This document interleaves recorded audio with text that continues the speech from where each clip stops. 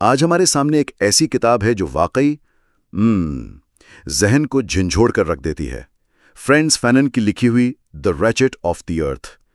یہ کوئی عام کتاب نہیں ہے، یہ نو آبادیات کے خلاف ایک منشور ہے، ایک چیخ ہے اور ایک بہت گہرا نفسیاتی تجزیہ بھی۔ بالکل، اور اس کتاب کی اہمیت کا اندازہ اس بات سے لگایا جا سکتا ہے کہ یہ آج بھی اتنے سالوں بعد بھی دنیا بھر میں آزادی کی تحریکوں کے لیے ایک مشعل راہ ہے۔ صحیح۔ فینن نے یہ کتاب دراصل نوآبادیاتی نظام کے ظلم کو، اس کے مقامی لوگوں کی روح پر پڑنے والے زخموں کو بے نقاب کرنے کے لیے لکھی تھی، اور ان زخموں سے نجات کا راستہ بتانے کے لیے۔ جی، اور ہم اپنے سامعین کے لیے یہ واضح کر دیں کہ یہ جو ہمارا سلسلہ ہے، یہ کتاب کا کوئی لفظ بلفظ ترجمہ نہیں ہوگا۔ جی بالکل نہیں۔ ہمارا مقصد یہ ہے کہ اس کے جو پیچیدہ نظریات ہیں نا، ان کا گہرائی میں جا کر جائزہ لیا جائے اور انہیں آسان اردو میں پیش کیا جائے۔ جی، اور یہ ایک سفر ہے جس پر ہم سامعین کو اپنے ساتھ لے کر چلنا چاہتے ہیں۔ اس کتاب میں کل 6 ابواب ہیں۔ 6 ابواب، جی، جن پر ہم ایک ایک کر کے آنے والی نشستوں میں بات کریں گے۔ پہلا باب ہے تشدد کے بارے میں، یعنی کنسرننگ وائلنس۔ ٹھیک ہے۔ دوسرا ہے جوش، اس کی طاقت اور کمزوری، spontaneity, its strength and weakness. اس کے بعد تیسرا باب قومی شعور کی مشکلات، the pitfalls of national consciousness. پھر چوتھا قومی ثقافت پر اور نیشنل کلچر۔ اور پانچواں جو ہے وہ نوآبادیاتی جنگ اور ذہنی عوارض، colonial war and mental disorders ہیں۔ اور آخر میں اختتامیہ، یعنی کنکلوژن۔ اور جب ہم یہ سب مکمل کر لیں گے تو آخر میں ایک جامع نتیجہ بھی پیش کریں گے۔ لیکن آج ہم کتاب کے اصل متن سے بھی پہلے اس دروازے پر بات کریں گے جس سے اس دنیا میں داخل ہوا جاتا ہے، یعنی اس کا دیباچہ، پریفیس۔ جی، جسے مشہور فرانسیسی فلسفر ژان پال سارترے نے لکھا تھا، اور یہ دیباچہ یہ خود کتاب جتنا ہی دھماکہ خیز ہے۔ اور یہیں سے ایک بہت بڑا ایک تضاد سامنے آتا ہے۔ ژان پال سارتر جو خود ایک یورپین ہیں، ایک فرانسیسی ہیں، جی، وہ اس کتاب کا دیباچہ لکھتے ہیں اور شروع میں ہی ایک بم گراتے ہیں۔ کیا کہتے ہیں وہ؟ وہ کہتے ہیں کہ یہ کتاب یورپیوں کے لیے نہیں لکھی گئی۔ یہ کتنی عجیب بات ہے۔ بہت عجیب۔ تو آخر وہ ایسا کیوں کہیں گے؟ آج کی ہماری گفتگو اسی سوال کی گرد گھومے گی کہ سارتر نے یورپیوں کو ایک ایسی کتاب پڑھنے پر کیوں اکسایا جو ان کے لیے لکھی ہی نہیں گئی تھی۔ یہ ایک بہترین نکتہ ہے۔ سارتر کا یہ جملہ دراصل ایک فکری دھماکہ ہے۔ وہ واضح کرتا ہے کہ ماضی میں جو نو آبادیات کا شکار مصنف تھے، جب وہ لکھتے تھے تو ان کے ذہن کے کسی نہ کسی کونے میں مغربی قارئین ہوتے تھے۔ اچھا۔ وہ ان سے منظوری چاہتے تھے، ہمدردی چاہتے تھے، یا کم از کم اپنی بات ان کو سمجھانا چاہتے تھے۔ یعنی وہ ایک طرح سے مغرب کے فکری دائرے میں رہ کر ہی بات کر رہے تھے۔ بالکل، لیکن سارتر کہتا ہے کہ فینن کی آواز بالکل مختلف ہے۔ بالکل مختلف۔ جی، وہ مغرب سے مخاطب ہی نہیں ہے، اس کی آواز صرف اور صرف نو آبادیات کے شکار لوگوں کے لیے ہے۔ اس کا پیغام سیدھا ہے، تمام پسماندہ ممالک کے باشندوں متحد ہو جاؤ۔ واہ! وہ یورپیوں کو ایک ثالث یا منصف کے طور پر نہیں دیکھ رہا۔ اب یورپی صرف اس کی تقریر کا موضوع ہیں، مخاطب نہیں۔ تو یہ تو ایک طرح سے پوری میز ہی الٹ دینے والی بات ہوئی۔ صدیوں سے یورپی ماہرین اور مصنفین نو آبادیاتی لوگوں کو کیڑے مکوڑوں کی طرح خوردبین کے نیچے رکھ کر پرکھتے رہے۔ جی، اور اب فینن ایک ڈاکٹر کی طرح یورپی تہذیب کو آپریشن ٹیبل پر لٹا رہا ہے اور اس کا تجزیہ کر رہا ہے۔ کیا خوبصورت تمثیل ہے! بالکل یہی بات سارتر کہہ رہا ہے۔ اب یورپ موضوع نہیں رہا بلکہ معروض یعنی آبجیکٹ بن گیا ہے۔ جی، اور اسی لیے وہ کہتا ہے کہ فینن کی کتاب ایک سکینڈل ہے، کیونکہ فینن کا لہجہ یورپیوں کے لیے برف کی طرح ٹھنڈا ہے۔ جب کوئی فرانسیسی کہتا ہے نا کہ ہمارا ملک تباہ ہو رہا ہے تو اس میں محبت اور غصہ ہوتا ہے، لیکن جب فینن کہتا ہے کہ یورپ تباہی کی طرف بڑھ رہا ہے تو یہ کوئی انتباہ نہیں۔ تو یہ کیا ہے؟ یہ ایک ڈاکٹر کی تشخیص ہے، ڈائگنوسس۔ اسے کوئی پرواہ نہیں کہ یہ مریض مرتا ہے یا جیتا ہے۔ یہ تو بہت ہی بے رحمانہ بات ہے۔ یہیں سے ہم اس دیباچے کے سب سے متنازع اور شاید پوری کتاب کے سب سے مشکل تصور کی طرف آتے ہیں۔ تشدد کا کردار۔ جی، تشدد کا کردار۔ سارتر یہاں فینن کے نظریے کی وضاحت کرتا ہے اور یہ بہت چونکا دینے والی ہے۔ فینن کا استدلال یہ ہے کہ نو آبادیاتی نظام کا سب سے بڑا ہتھیار جسمانی نہیں بلکہ نفسیاتی تشدد ہے۔ نفسیاتی تشدد؟ جی، یہ مقامی لوگوں کو غیر انسانی بناتا ہے، ڈی ہیومنائز کرتا ہے، ان کی ثقافت، زبان، تاریخ، شناخت سب کو مٹا کر انہیں جانوروں کی سطح پر لانے کی کوشش کی جاتی ہے تاکہ ان کا استحصال جائز لگے؟ بالکل۔ اور اس گہرے نفسیاتی زخم کا علاج کیا ہے؟ یہ ایک بہت مشکل سوال ہے۔ اور سارتر کے مطابق فینن کا ماننا ہے کہ اس کا علاج نرمی اور محبت سے نہیں ہو سکتا۔ تو پھر کس سے ہوگا؟ صرف تشدد ہی اس تشدد کے لگائے ہوئے زخموں کو بھر سکتا ہے۔ ایک منٹ، یہ ایک ناقابل یقین حد تک ریڈیکل خیال ہے۔ کیا وہ یہ کہہ رہا ہے کہ تشدد خود ایک شفا بخش عمل ہے؟ ہاں، اور یہ سمجھنا بہت ضروری ہے۔ سارتر وضاحت کرتا ہے کہ جب ایک نو آبادیاتی شخص ہتھیار اٹھاتا ہے تو وہ صرف اپنے دشمن کو نہیں مار رہا ہوتا، اچھا، بلکہ وہ اس نو آبادیاتی نفسیاتی عارضے یعنی کلونیل نیوروسس سے بھی خود کو آزاد کر رہا ہوتا ہے۔ تو یہ محض غصے کا اظہار نہیں ہے؟ نہیں، یہ انسان کی خود کو دوبارہ تخلیق کرنے کی کوشش ہے۔ سارتر یہاں ایک انتہائی متنازع جملہ لکھتا ہے۔ کیا؟ کہ ایک یورپین کو گولی مارنا ایک تیر سے دو شکار کرنے کے مترادف ہے۔ ایک تیر سے دو شکار؟ جی، ایک تو آپ ظالم کو تباہ کر رہے ہیں، ٹھیک ہے، اور ساتھ ہی اس مظلوم، اس ڈرے سہمے شخص کو بھی ختم کر رہے ہیں جو آپ کے اپنے اندر پیدا ہو گیا تھا۔ واہ، یہ تو ذہن ہلا دینے والا تصور ہے۔ یعنی اس عمل سے ایک مردہ انسان جو کہ ظالم ہے اور ایک آزاد انسان جو کہ مظلوم تھا اور اب آزاد ہے، وہ باقی رہ جاتے ہیں۔ جی، تو تشدد یہاں محض تباہی کا نام نہیں بلکہ ایک نفسیاتی جنم نو ہے، سائیکولوجیکل ریبرتھ۔ بالکل۔ وہ انسان جو اپنی انسانیت کھو چکا تھا، وہ لڑنے کے عمل میں اسے دوبارہ حاصل کرتا ہے۔ یہ ایک بہت طاقتور لیکن جیسا آپ نے کہا خطرناک خیال بھی ہے۔ بہت خطرناک۔ اور سارتر جانتا ہے کہ یہ یورپی قارئین کے لیے کتنا بڑا دھچکا ہوگا۔ وہ کہتا ہے کہ زندہ بچ جانے والا پہلی بار اپنی قومی سرزمین کو اپنے قدموں تلے محسوس کرتا ہے۔ اچھا، تو اب ہم واپس اپنے بنیادی سوال پر آتے ہیں۔ اگر یہ کتاب یورپیوں سے بات ہی نہیں کر رہی جی، اور ان کے خلاف تشدد کو ایک تعمیری قوت کے طور پر پیش کر رہی ہے، تو سارتر انہیں اسے پڑھنے کا مشورہ آخر کیوں دیتا ہے؟ وہ اس کی دو بڑی وجوہات بتاتا ہے۔ پہلی وجہ اخلاقی ہے۔ اخلاقی؟ جی، وہ کہتا ہے کہ یورپیوں کو یہ کتاب اس لیے پڑھنی چاہیے تاکہ وہ خود کو اپنے شکاروں کی نظر سے دیکھ سکیں۔ اچھا، خود کو آئینے میں دیکھ سکیں۔ بالکل۔ وہ ایک جگہ لکھتا ہے کہ ہمارے شکار ہمیں اپنے زخموں اور زنجیروں سے جانتے ہیں۔ اس کتاب کو پڑھ کر یورپیوں کو پہلی بار یہ احساس ہوگا کہ انہوں نے دوسروں کا کیا حال کیا ہے، اور اس عمل میں دراصل خود کو کتنا گرا دیا ہے۔ جی، اور یہاں سارتر کارل مارکس کا حوالہ دیتا ہے کہ شرم ایک انقلابی جذبہ ہے۔ یعنی یہ احساس جرم دلانے کے لیے نہیں بلکہ ایک ایسی گہری شرمندگی پیدا کرنے کے لیے ہے جو انسان کو بدلنے پر مجبور کر دے۔ بالکل۔ یہ تو ہوئی پہلی وجہ جو اخلاقی ہے، لیکن مجھے لگتا ہے کہ سارتر کی دوسری وجہ زیادہ تاریخی اور تجزیاتی ہے۔ آپ نے بالکل صحیح پکڑا۔ دوسری وجہ یہ ہے کہ سارتر کے مطابق اینگلز کے بعد فینن پہلا شخص ہے جو تاریخ کے عمل کو اتنی بے رحمانہ وضاحت سے سامنے لا رہا ہے۔ ٹھیک۔ وہ اس لبرل منافقت، اس لبرل ہپوکریسی کے پیچھے چھپی جدلیات کو بے نقاب کرتا ہے جس پر پورے یورپ کی عمارت کھڑی ہے۔ ایک منٹ، یہاں رکتے ہیں۔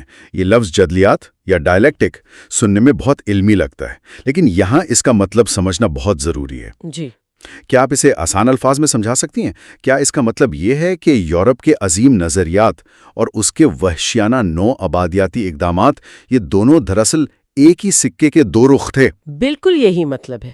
یہ منافقت کا انجن ہے۔ سارتر کہتا ہے کہ یورپ صرف اسی وقت انسان بن سکا جب اس نے نو آبادیات میں غلام اور افریت پیدا کیے۔ اچھا، وہ اپنی انسانیت کی تعریف ہی دوسروں کو غیر انسانی قرار دے کر سکا۔ یہ دونوں چیزیں ایک دوسرے سے جڑی ہوئی ہیں۔ تو یورپ کی تمام اقدار، اس کا فلسفہ، اس کی جمہوریت، یہ سب کچھ نو آبادیاتی لوٹ مار اور غلاموں کے خون پر کھڑا ہے۔ سارتر اس کو ایک نام دیتا ہے، نسل پرستانہ انسانیت پسندی، ریسسٹ ہیومنزم۔ نسل پرستانہ انسانیت پسندی، یہ تو ایک دوسرے کی ضد ہے. یہ ایک ایسی اصطلاح ہے جو یورپ کے پورے فکری نظام پر سوالیہ نشان لگا دیتی ہے. جی. یہ کہنا کہ آپ کی انسانیت پرستی کی بنیاد ہی نسل پرستی پر تھی، یہ تو بنیادوں پر حملہ ہے. اور یہی سارتر کا مقصد ہے. وہ یورپی قاری کو آرام سے بیٹھنے نہیں دینا چاہتا. وہ بتاتا ہے کہ یورپ کی خوشحالی دراصل تیسری دنیا سے لوٹی گئی دولت کا نتیجہ ہے. تو یورپ کا تشدد صرف نو آبادیوں تک محدود نہیں رہا. سارتر ایک اور اہم تصور پیش کرتا ہے، بومرینگ اثر. جی. یعنی جو پھینکو گے وہ واپس آئے گا. بالکل. وہ کہتا ہے کہ نو آبادیاتی تشدد جو پہلے صرف مقامی لوگوں پر مسلط تھا اب واپس یورپ کی طرف پلٹ رہا ہے. کیسے؟ یہ تشدد ہمارے فوجیوں کے ذریعے ہماری اپنی نفسیات میں داخل ہو رہا ہے اور ہمیں اندر سے کھوکھلا کر رہا ہے. اچھا. وہ جزائر کی جنگ کے دوران فرانس کی مثال دیتا ہے کہ کس طرح جزائر کے لوگوں کا اتحاد فرانسیسی لوگوں کے اندر پھوٹ اور خانہ جنگی کا سبب بن رہا تھا. تو تشدد اب واپس اپنے منبع کی طرف لوٹ رہا ہے اور ہمیں ہی تقسیم کر رہا ہے. جی. اور وہ ایک کاٹدار سوال کرتا ہے، اب وحشی کون ہے؟ یہ تو ایسا ہے جیسے کوئی زہر دوسروں کو دینے کی کوشش کرے اور آہستہ آہستہ وہ زہر خود اس کے اپنے جسم میں سرایت کر جائے. بالکل. آپ دوسروں کو غیر انسانی بناتے بناتے آخرکار خود اپنی انسانیت کھو بیٹھتے ہیں. تو کیا سارتر کے نزدیک یورپ کو مستقبل بالکل تاریک ہے؟ وہ بہت واضح الفاظ میں کہتا ہے کہ یورپ ہر طرف سے ٹوٹ رہا ہے، یہ موت کے دروازے پر ہے. موت کے دروازے پر؟ جی. اس کی اقدار کھوکھلی ہو چکی ہے. وہ کہتا ہے کہ اب تاریخ یورپی نہیں بنا رہے بلکہ تاریخ ان سے بن رہی ہے. مطلب وہ تاریخ کے عمل میں ایک فعال کردار سے ایک غیر فعال شے میں تبدیل ہو چکے ہیں. بالکل. نوآبادیاتی نظام سے آزادی کا عمل ایک ایسی لہر ہے جسے اب کوئی فوجی طاقت روک نہیں سکتی، صرف کچھ دیر کے لیے مؤخر کر سکتی ہے. تو سارتر کا یہ دیباچہ محض ایک تعارف نہیں ہے، یہ تو خود ایک چارٹ شیٹ ہے. جی. ایک چارٹ شیٹ. یہ فینن کے دلائل کو یورپ کے لیے ایک ایسی کڑوی دوا کے طور پر پیش کرنے کی کوشش ہے جسے نگلنا ہی پڑے گا. یہ ایک انتباہی گولی ہے جو یورپی قاری پر چلائی گئی ہے تاکہ وہ کتاب کے اصل حملے کے لیے تیار ہو جائے. بالکل. وہ یورپی قارئین کو جھنجھوڑ کر یہ احساس دلانا چاہتا ہے کہ وہ اس نظام کے صرف تماشائی نہیں ہیں بلکہ اس کے حصہ دار ہیں. جی. وہ اس کے لابھارتھی ہیں، بینیفیشیریز ہیں. جس نے انہیں مالا مال کیا ہے. اس لیے انہیں اس کتاب کو پڑھنا چاہیے، شرم محسوس کرنی چاہیے اور تاریخ کے اس نئے مرحلے میں اپنی جگہ کو سمجھنا چاہیے جہاں وہ اب مرکز میں نہیں رہے. یہ واقعی ایک گہری اور بے چین کر دینے والی بحث کا آغاز ہے. جی.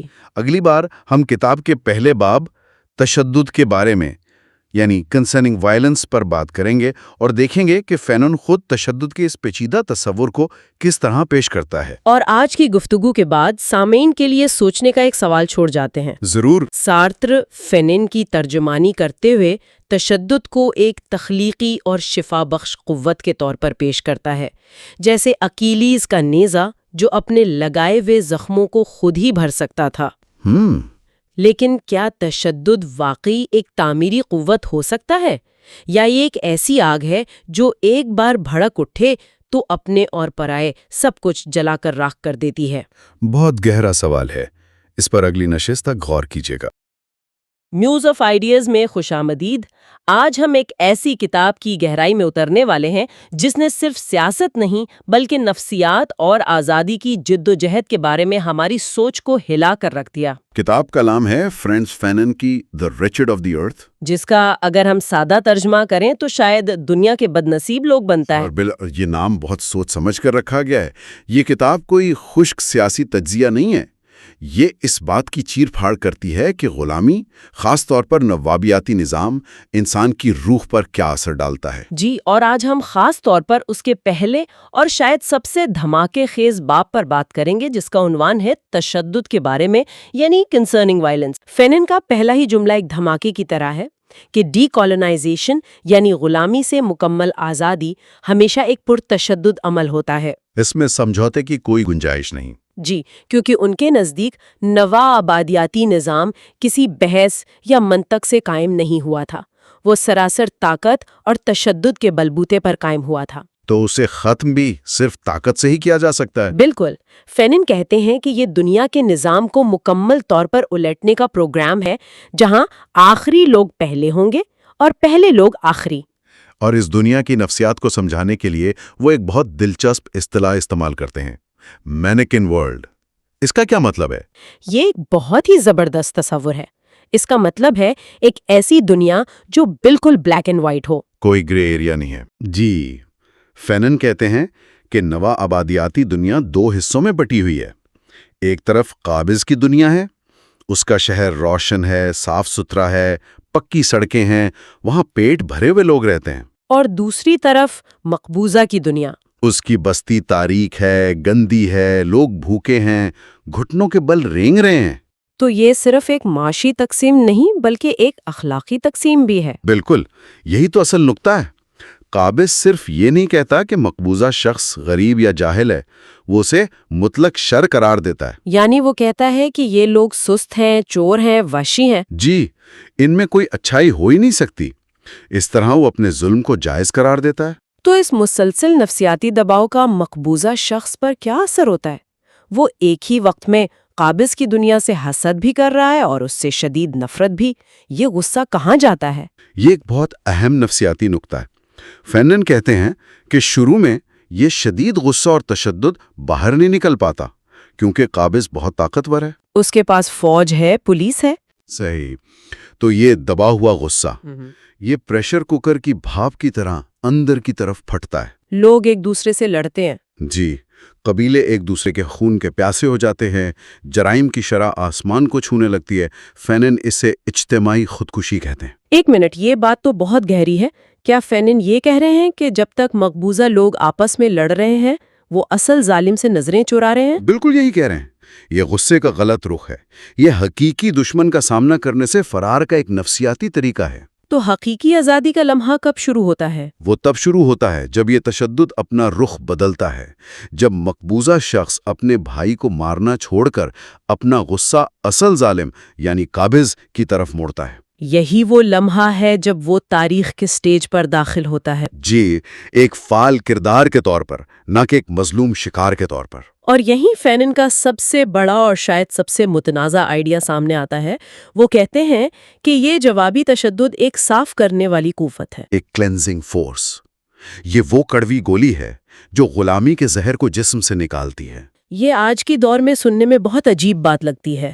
یقیناً، لیکن ہمیں فینن کے سیاق و سباق کو سمجھنا ہوگا۔ وہ کہہ رہے ہیں کہ صدیوں کی غلامی مقبوضہ شخص کے اندر ایک گہرا احساس کمتری، بے بسی اور مایوسی پیدا کر دیتی ہے۔ وہ خود کو کمتر سمجھنے لگتا ہے۔ جی، فینن کا ترک یہ ہے کہ جب وہ شخص ہتھیار اٹھا کر اپنے ظالم کا مقابلہ کرتا ہے تو وہ صرف زمین کا ایک ٹکڑا آزاد نہیں کر رہا ہوتا، وہ نفسیاتی طور پر خود کو بھی آزاد کر رہا ہوتا ہے۔ اس کا خوف ختم ہو جاتا ہے، اس کی خود اعتمادی بحال ہوتی ہے، وہ اپنی نظروں میں دوبارہ ایک انسان بن جاتا ہے۔ لیکن کیا اس نظریے میں تشدد کو رومانٹیسائز کرنے کا خطرہ نہیں ہے؟ کیا اس سے یہ پیغام نہیں جاتا کہ ہر مسئلے کا حل صرف بندوق ہے؟ یہ ایک بہت اہم اور جائز سوال ہے۔ فینن کے ناقدین یہی نقطہ اٹھاتے ہیں، لیکن فینن کے نقطہ نظر سے وہ تشدد کی پوجا نہیں کر رہے تھے، وہ صرف ایک حقیقت بیان کر رہے تھے۔ بالکل، کہ نوآبادیاتی نظام خود اپنی اصل میں تشدد ہے۔ یہ ایک پرتشدد حقیقت ہے اور اس کا جواب بھی ویسا ہی ہو سکتا ہے، اور ان کے لیے یہ ایک فرد کے عمل سے بڑھ کر ہے۔ وہ کہتے ہیں کہ یہی مسلح جدوجہد عوام کو متحد کرتی ہے۔ وہ کیسے؟ دیکھیں، نوآبادیاتی نظام تو تقسیم کرو اور حکومت کرو کی پالیسی پر چلتا ہے۔ قابض جان بوجھ کر قبائلی اور نسلی جھگڑوں کو ہوا دیتا ہے تاکہ لوگ آپس میں لڑتے رہیں اور کبھی متحد نہ ہو سکیں۔ صحیح۔ لیکن فینن کہتے ہیں کہ جب آزادی کی مسلح جدوجہد شروع ہوتی ہے تو ایک مشترکہ مقصد اور مشترکہ دشمن سامنے آ جاتا ہے۔ تب یہ چھوٹی چھوٹی تقسیمیں ختم ہو جاتی ہیں۔ جی، ان کی جگہ ایک بڑا قومی شعور پیدا ہوتا ہے۔ فینن کے مطابق باغی کے ہاتھ میں پکڑا ہوا ہتھیار اس کی کھوئی ہوئی انسانیت کا ثبوت بن جاتا ہے۔ یہی وجہ ہے کہ وہ شہری دانشوروں اور قوم پرست سیاسی پارٹیوں پر اتنی سخت تنقید کرتے ہیں۔ جی، فینن کے نزدیک یہ پارٹیاں عوام کی انقلابی توانائی سے ڈرتی ہیں۔ وہ چاہتی ہیں کہ اقتدار پرامن طریقے سے ان کے ہاتھ میں آ جائے، چاہے اس کے لیے کچھ سمجھوتے ہی کیوں نہ کرنے پڑیں۔ بالکل۔ لیکن کسان، جس نے نظام کا سب سے وحشیانہ چہرہ دیکھا ہے، وہ جانتا ہے کہ یہ نظام دلیل سے نہیں مانتا۔ فینن کا مشہور قول ہے کہ نوآبادیاتی نظام کوئی سوچنے والی مشین نہیں ہے، یہ اپنی فطری حالت میں تشدد ہے، اور یہ صرف زیادہ بڑے تشدد کے سامنے ہی جھکے گا۔ تو ان سب کا مطلب کیا ہے؟ فینن یہ بھی واضح کرتے ہیں کہ آزادی کی یہ جدوجہد الگ تھلگ نہیں ہو رہی، یہ ایک عالمی تناظر میں ہو رہی تھی۔ ہاں، اور یہ ایک بہت اہم نقطہ ہے، خاص طور پر سرد جنگ کے دوران۔ اس عالمی مقابلے کی وجہ سے تیسری دنیا کی ان جدوجہدوں کو ایک بین الاقوامی حیثیت مل جاتی ہے۔ جی، مغربی طاقتیں کمیونزم کے پھیلاؤ سے ڈرتی ہیں، اس لیے وہ ان تحریکوں کو نظر انداز نہیں کر سکتی۔ سوویت یونین ان کی حمایت کرتا ہے۔ تو اس عالمی شطرنج کی بساط پر ان غریب ممالک کی جدوجہد کو ایک نئی اہمیت مل جاتی ہے۔ بالکل، فینن کے الفاظ میں تیسری دنیا اچانک بھنور کے بیچ میں آ گئی تھی۔ ٹھنڈا اور ایک نیا قومی ترانہ؟ بالکل نہیں، ان کے لیے یہ سب سے سطحی بات ہے۔ اصل مقصد اس مقبوضہ انسان کی نفسیاتی موت اور ایک نئی انسانیت کی پیدائش ہے۔ مطلب یہ جدوجہد خود ایک نئی ثقافت کو جنم دیتی ہے؟ جی، فینن کا کہنا ہے کہ ہمیں یورپ کی نقل نہیں کرنی، ہمیں ان کی بنائی ہوئی اقدار کو نہیں اپنانا۔ یہ جدوجہد کا موقع ہے کہ ہم ایک مکمل طور پر نیا انسان اور ایک نیا معاشرہ تخلیق کریں۔ تو آج ہم نے فرینٹس فینن کے خیالات کی گہرائی میں اتر کر دیکھا کہ ان کے نزدیک ڈی کالونائزیشن کا عمل کیوں ایک ناگزیر پرتشدد تبدیلی ہے، نو آبادیاتی دنیا کس طرح نفسیاتی طور پر خیر اور شر میں بٹی ہوئی ہے، اور سب سے بڑھ کر تشدد کس طرح ایک مظلوم قوم کے لیے خود کو نفسیاتی طور پر دوبارہ دریافت کرنے کا ایک تکلیف دہ مگر ضروری ذریعہ بن سکتا ہے۔ آج بھی اتنا ہی متنازع اور اتنا ہی ضروری ہے جتنا 60 سال پہلے تھا۔ اسے پڑھنا آسان نہیں، یہ ہمیں تاریخ، طاقت اور ظلم کے ان نفسیاتی زخموں پر دوبارہ غور کرنے پر مجبور کرتا ہے۔ بالکل، یہ ان معاشروں کی روح کو سمجھنے کی ایک کنجی ہے جنہوں نے نوآبادیاتی جبر کا سامنا کیا ہے اور آج بھی اس کی پرچھائیوں سے لڑ رہے ہیں۔ اور ہم سننے والوں کے لیے ایک آخری سوال چھوڑ جاتے ہیں۔ فینن نے کہا تھا کہ تیسری دنیا کو یورپ کی نقل نہیں کرنی چاہیے، بلکہ اسے ایک نیا انسان اور ایک نئی تاریخ تخلیق کرنے کے لیے ایجاد اور دریافت کے عمل سے گزرنا ہوگا۔ فینن کے لکھنے کی کئی دہائیوں بعد آج کی اس پیچیدہ دنیا میں یہ نیا انسان اور یہ نئی تاریخ کیسی نظر آ سکتی ہے؟ میوز آف آئیڈیاز میں خوش آمدید۔ آج ہم ایک بہت ہی دلچسپ اور میرے خیال میں بہت اہم موضوع پر گہرائی سے بات کرنے والے ہیں۔ ہمارے پاس جو مواد ہے وہ ایک کتاب کا دوسرا باب ہے جس کا عنوان ہے باب 2، فعالیت، اس کی طاقت اور کمزوریز۔ جی، spontaneity, its strength and weakness۔ تو آج جس باب پر ہم بات کر رہے ہیں وہ نوآبادیاتی دور کی جدوجہد آزادی کے ایک بہت بڑے تضاد کو سامنے لاتا ہے۔ بالکل۔ یعنی شہروں میں بیٹھے لیڈر اور دیہاتوں میں موجود عوام ایک دوسرے کو ٹھیک سے سمجھتے کیوں نہیں تھے؟ مصنف یہاں یہ سوال اٹھاتے ہیں کہ جب لوگوں کی بغاوت کی فطری بے ساختہ توانائی سیاسی جماعتوں کے منظم اور محتاط منصوبوں سے ٹکراتی ہے یا اس سے آگے نکل جاتی ہے تو اصل میں ہوتا کیا ہے؟ اور یہ سوال آج بھی اتنا ہی اہم ہے جتنا اس وقت تھا۔ یہ تجزیہ ہمیں کسی بھی انقلابی تحریک کے بالکل ابتدائی، آپ کہہ لیں کچے مراحل کو سمجھنے میں مدد دیتا ہے۔ اچھا، اس میں دو چیزیں ایک ساتھ نظر آتی ہیں۔ ایک طرف عوام کی بغاوت کی وہ خام، بے لگام طاقت جو پہاڑوں کو ہلا سکتی ہے، اور دوسری طرف سیاسی سمجھ بوجھ کی کمی کی وجہ سے پیدا ہونے والے وہ خطرات جو پوری تحریک کو تباہ بھی کر سکتے ہیں۔ چلیں اسی پہلے نقطے سے شروع کرتے ہیں، یہ شہری لیڈروں اور دیہی عوام کے درمیان کا فاصلہ۔ جی، مصنف کہتے ہیں کہ قوم پرست پارٹیاں جو زیادہ تر شہروں میں پڑھے لکھے دانشوروں اور کچھ مزدوروں نے بنائی تھیں، وہ دیہات میں رہنے والی اکثریت پر بالکل بھروسہ نہیں کرتی تھیں۔ بالکل نہیں۔ یہ تو بہت عجیب بات ہے، وہ انہی لوگوں کی آزادی کے لیے لڑ رہے تھے جن پر انہیں اعتبار نہیں تھا۔ ایسا کیوں تھا؟ مصنف کے مطابق اس کی وجہ پارٹیوں کی اپنی سوچ تھی۔ وہ کسانوں کو غیر فعال، روایتوں میں جکڑا ہوا اور قدامت پسند سمجھتے تھے۔ اچھا، انہیں لگتا تھا کہ دیہات کے لوگ تو بس اپنے پیروں، فقیروں اور جاگیرداروں کے پیچھے چلتے ہیں، ان میں اپنا کوئی سیاسی شعور نہیں ہے۔ وہ انہیں ایک ایسی قوت سمجھتے تھے جو تبدیلی کی مزاحمت کرتی ہے۔ ایک منٹ، یہ بات تھوڑی عجیب نہیں لگتی؟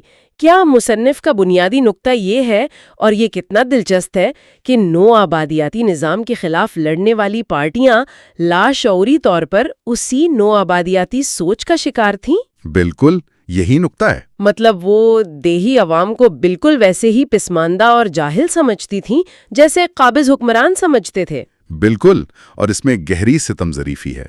مصنف بتاتے ہیں کہ نو آبادیاتی نظام خود دیہی علاقوں کو کنٹرول میں رکھنے کے لیے ان کی روایتی ساخت یعنی سرداروں اور جاگیرداروں کے نظام کو مزید مضبوط کرتا تھا۔ صحیح۔ تو جس جمود اور پسماندگی پر یہ پارٹیاں شک کرتی تھیں وہ دراصل اسی نظام کی پیداوار تھی جس کے خلاف وہ لڑ رہی تھیں۔ واہ! مصنف کے نزدیک یہ عدم اعتماد ایک تاریخی غلطی تھی۔ وہ کہتے ہیں کہ کسان اپنی تمام تر روایتی پابندیوں کے باوجود واحد حقیقی انقلابی طبقہ ہیں، کیونکہ ان کے پاس کھونے کو کچھ نہیں اور پانے کو سب کچھ ہے۔ اچھا، انہوں نے ظلم کو اس کی سب سے براہ راست اور وحشیانہ شکل میں جھیلا ہوتا ہے۔ تو اس کا مطلب ہے کہ یہ پارٹیاں جو مغربی سیاسی ماڈل سے متاثر تھیں، اپنی ساری توانائی شہروں پر مرکوز کر رہی تھیں۔ مطلب وہاں جلسے کرنا، مزدوروں کو منظم کرنا، لیکن ملک کی 90% آبادی کو نظر انداز کرنا۔ جی، اور جب وہ دیہاتوں میں اپنے کارکن بھیجتے بھی تھے تو اس کا الٹا اثر ہوتا تھا۔ الٹا سر؟ کیسے؟ وہ باہر والا سمجھتے تھے۔ وہ دیکھتے تھے کہ یہ لوگ قابض طاقت کی طرح پینٹ شرٹ پہنتے ہیں، ان کی زبان بولتے ہیں اور ان کے مسائل کو سمجھے بغیر انہیں لیکچر دیتے ہیں۔ اس سے گہری بدگمانی اور مخاصمت پیدا ہوتی تھی، جیسے یہ کوئی غدار ہیں جو دشمن کے طور طریقے اپنائے ہوئے ہیں۔ اور ظاہر ہے قابض طاقت نے اس تقسیم کا بھرپور فائدہ اٹھایا ہوگا۔ یقیناً مصنف اس تقسیم کرو اور حکومت کرو کی حکمت عملی کی کئی مثالیں دیتے ہیں۔ مثلا قابض حکومت دیہی سرداروں اور مذہبی رہنماؤں کو شہری انتہا پسندوں اور کمیونسٹوں کے خلاف بھڑکاتی تھی۔ وہ قبائلی اور علاقائی اختلافات کو ہوا دیتے تھے تاکہ ایک متحدہ قومی محاذ کبھی بن بھی نہ سکے۔ اچھا، وہ کسانوں کو یہ باور کراتے تھے کہ تمہارا اصل دشمن یہ شہری بابو ہے، ہم نہیں۔ یہ ایک کلاسک چال تھی جو ہر جگہ کامیاب ہوتی تھی۔ اچھا، تو ایک طرف شہروں میں سیاسی پارٹیاں ہیں جو منصوبے بنا رہی ہیں، اور دوسری طرف دیہات ہیں جن پر وہ بھروسہ نہیں کرتی۔ تو پھر اصل چنگاری کہاں سے بھڑکتی ہے؟ کیا یہ پارٹیوں کی کال پر ہوتا ہے؟ یہی تو اس باب کا سب سے دلچسپ حصہ ہے۔ مصنف کہتے ہیں کہ جدوجہد کا آغاز پارٹی کی کسی میٹنگ یا قرارداد سے نہیں ہوتا، ایک دھماکے کی طرح دیہی علاقوں سے پھوٹتی ہے۔ خود بخود؟ جی، ایک خودرو فطری بغاوت ہوتی ہے۔ کسانوں کا نظریہ بہت سادہ مگر بے حد طاقتور ہوتا ہے۔ یہ غیر ملکی یہاں سے چلے جائیں۔ ان کے پاس کوئی 5 سالہ منصوبہ یا پیچیدہ سیاسی پروگرام نہیں ہوتا، بس ایک واضح، فوری اور غیر مبہم مقصد ہوتا ہے۔ یعنی یہی وہ فعالیت یا سپونٹینٹی ہے جس کا ذکر باب کے عنوان میں ہے۔ اس کی طاقت کیا ہے؟ یہ اتنی مؤثر کیوں ہوتی ہے؟ اس کی طاقت آپ کہہ لیں اس کی ہمہ گیریت میں ہے۔ جب بغاوت شروع ہوتی ہے تو کوئی مرکزی کمانڈ نہیں ہوتی۔ ہر گاؤں، ہر قبیلہ خود ایک چھوٹی سی قوم اور مزاحمت کا مرکز بن جاتا ہے۔ اچھا، مصنف کہتے ہیں کہ اس مرحلے پر ایک زبردست قومی یکجہتی کا احساس پیدا ہوتا ہے۔ وہ پرانی قبائلی دشمنیاں جو نسلوں سے چلی آ رہی تھیں، ایک مشترکہ دشمن کے سامنے بے معنی ہو جاتی ہیں۔ یعنی لوگ ذات قبیلے سے بالاتر ہو کر متحد ہو جاتے ہیں؟ بالکل، لوگ ذات، قبیلے اور علاقے سے بالاتر ہو کر ایک مقصد کے لیے متحد ہو جاتے ہیں۔ لیکن مصنف یہ بھی کہتے ہیں کہ یہی اس کی سب سے بڑی کمزوری ہے۔ یہ کیسے ہو سکتا ہے؟ جو چیز اتنی طاقتور ہے وہ کمزور کیسے ہو سکتی ہے؟ کمزوری اس کی بے سمتی میں ہے۔ مصنف نشاندہی کرتے ہیں کہ یہ ابتدائی پرجوش مرحلہ بغیر کسی سیاسی قیادت اور گہری سوچ کے بھٹک سکتا ہے۔ جی، اس وقت لڑنا ہی سب کچھ بن جاتا ہے۔ حکمت عملی کو حکمت عملی سے زیادہ اہم سمجھا جانے لگتا ہے۔ عسکریت پسند ایک باغی بن جاتا ہے اور سیاست کا فن جنگ کے فن میں تحلیل ہو جاتا ہے۔ مصنف اسے فعالیت کا کلٹ کہتے ہیں، یعنی لوگ صرف لڑنے کو ہی انقلاب سمجھنے لگتے ہیں۔ یعنی یہ جوش ایک نشے کی طرح ہو جاتا ہے کہ بس لڑنا ہی مقصد بن جائے، یہ سوچے بغیر کہ لڑائی کے بعد کیا ہوگا، یا یہ کہ لڑائی کو کس سمت میں لے کر جانا ہے۔ بالکل، اور اگر ہم اسے بڑے تناظر میں دیکھیں تو سیاسی تعلیم اور تنظیم کی یہ کمی بہت خطرناک ثابت ہوتی ہے۔ خطرناک کس طرح سے؟ مصنف خبردار کرتے ہیں کہ یہ خام توانائی جو زیادہ تر نفرت اور انتقام کے جذبے پر چل رہی ہوتی ہے، ایک طویل جنگ کو قائم نہیں رکھ سکتی۔ عوام کا شعور ایک ابتدائی یا پریمیٹیو سطح پر رہتا ہے، اچھا، تو وہ قابض طاقت کی نفسیاتی چالوں کا آسانی سے شکار ہو سکتے ہیں۔ نفسیاتی چالیں جیسے کہ؟ مثال کے طور پر دشمن اگر تھوڑی سی رعایت دے دے یا رحم دلی کا مظاہرہ کرے تو اس سے لوگوں کی نفرت کم ہو سکتی ہے اور وہ اصل مقصد سے بھٹک سکتے ہیں۔ انہیں لگنے لگتا ہے کہ شاید دشمن اتنا برا نہیں اور جدوجہد کی اب ضرورت نہیں۔ یہ تو بہت گہری بات ہے۔ تو اس صورتحال میں ایک اور گروہ سامنے آتا ہے جس کا ذکر مصنف بہت تفصیل سے کرتے ہیں، لمپن پرولٹیریٹ۔ یہ کون لوگ ہیں اور ان کا اس کہانی میں کیا کردار ہے؟ یہ ایک بہت ہی اہم اور اکثر نظر انداز کیا جانے والا گروہ ہے۔ یہ وہ بے زمین کسان ہیں جو غربت سے تنگ آ کر شہروں کا رخ کرتے ہیں اور کچی آبادیوں یا بیڈون ویلز میں رہتے ہیں۔ اچھا، ان میں کوئی ایک طبقہ نہیں ہوتا۔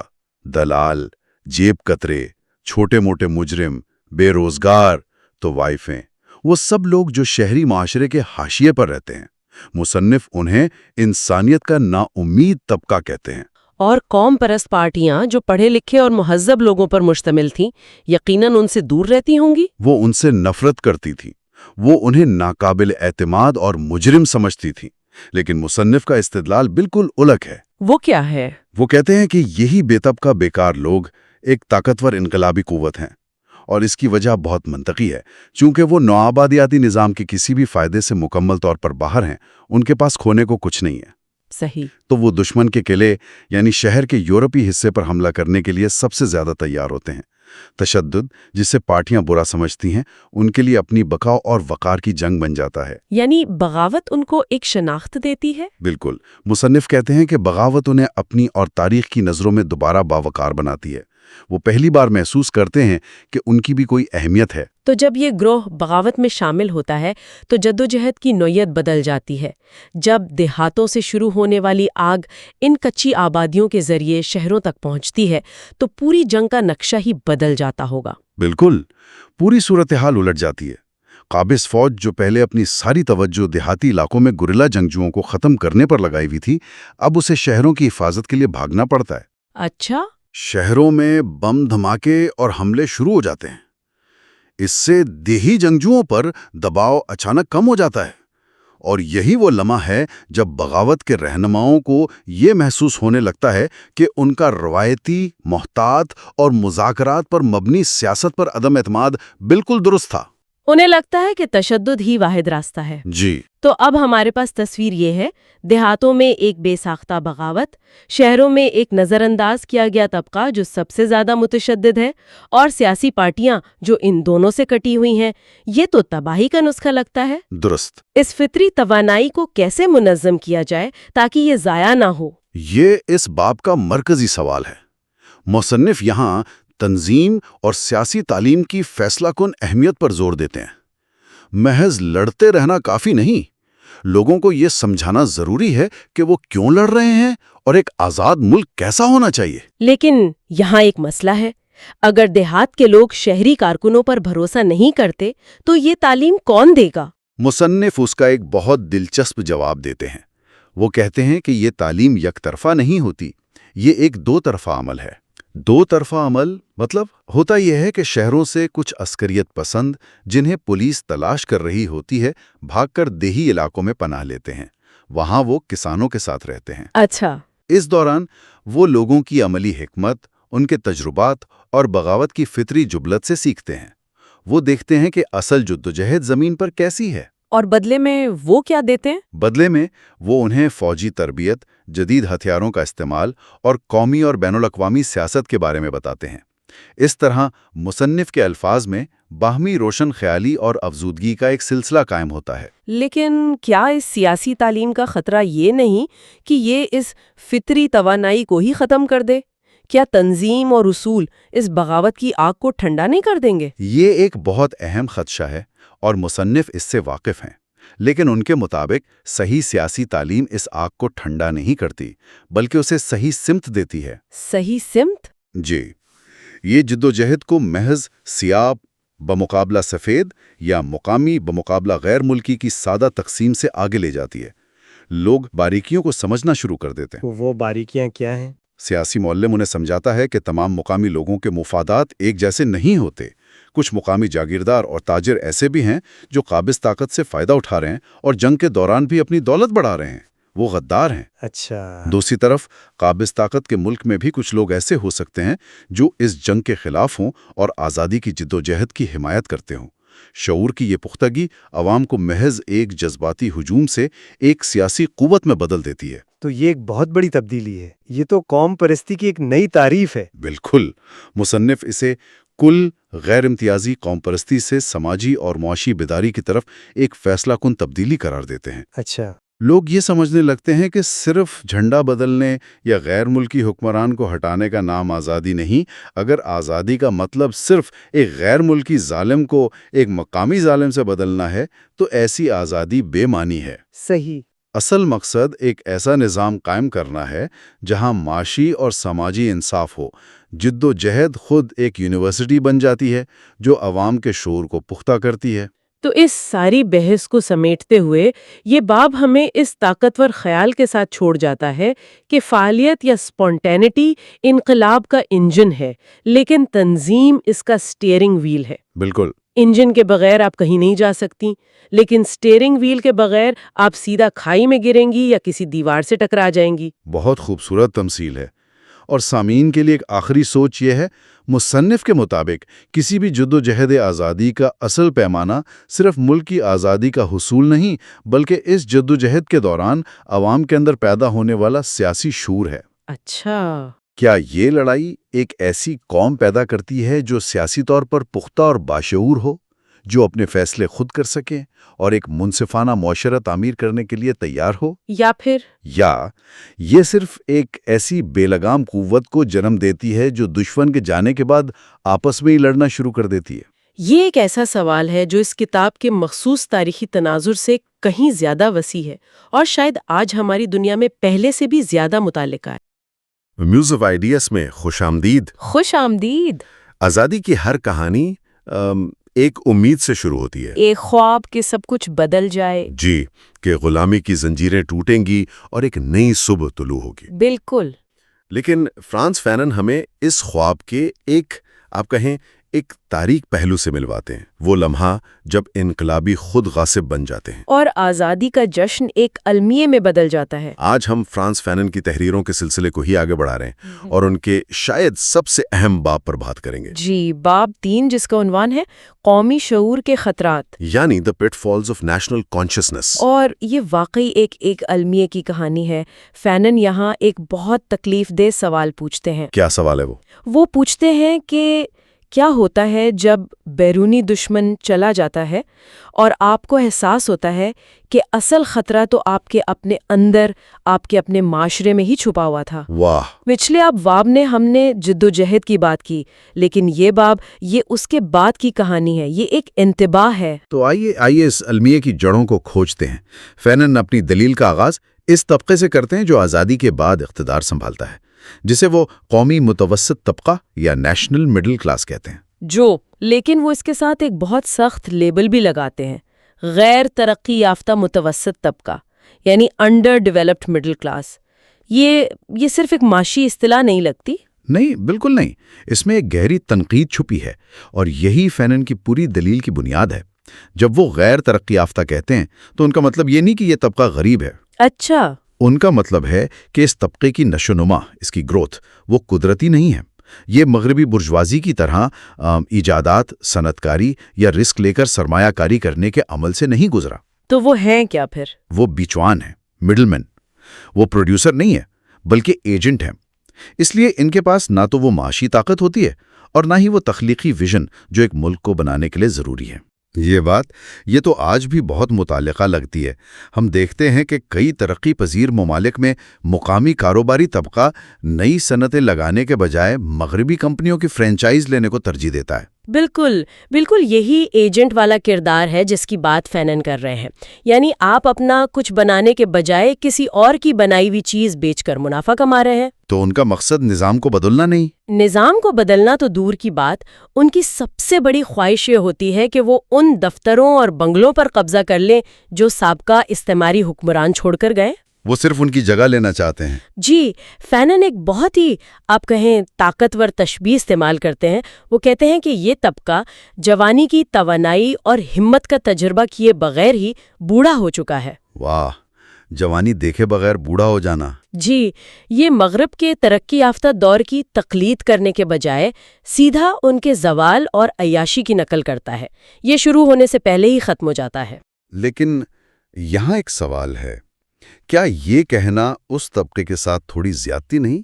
آخر وہ بھی تو اسی استعماری نظام کی پیداوار ہیں۔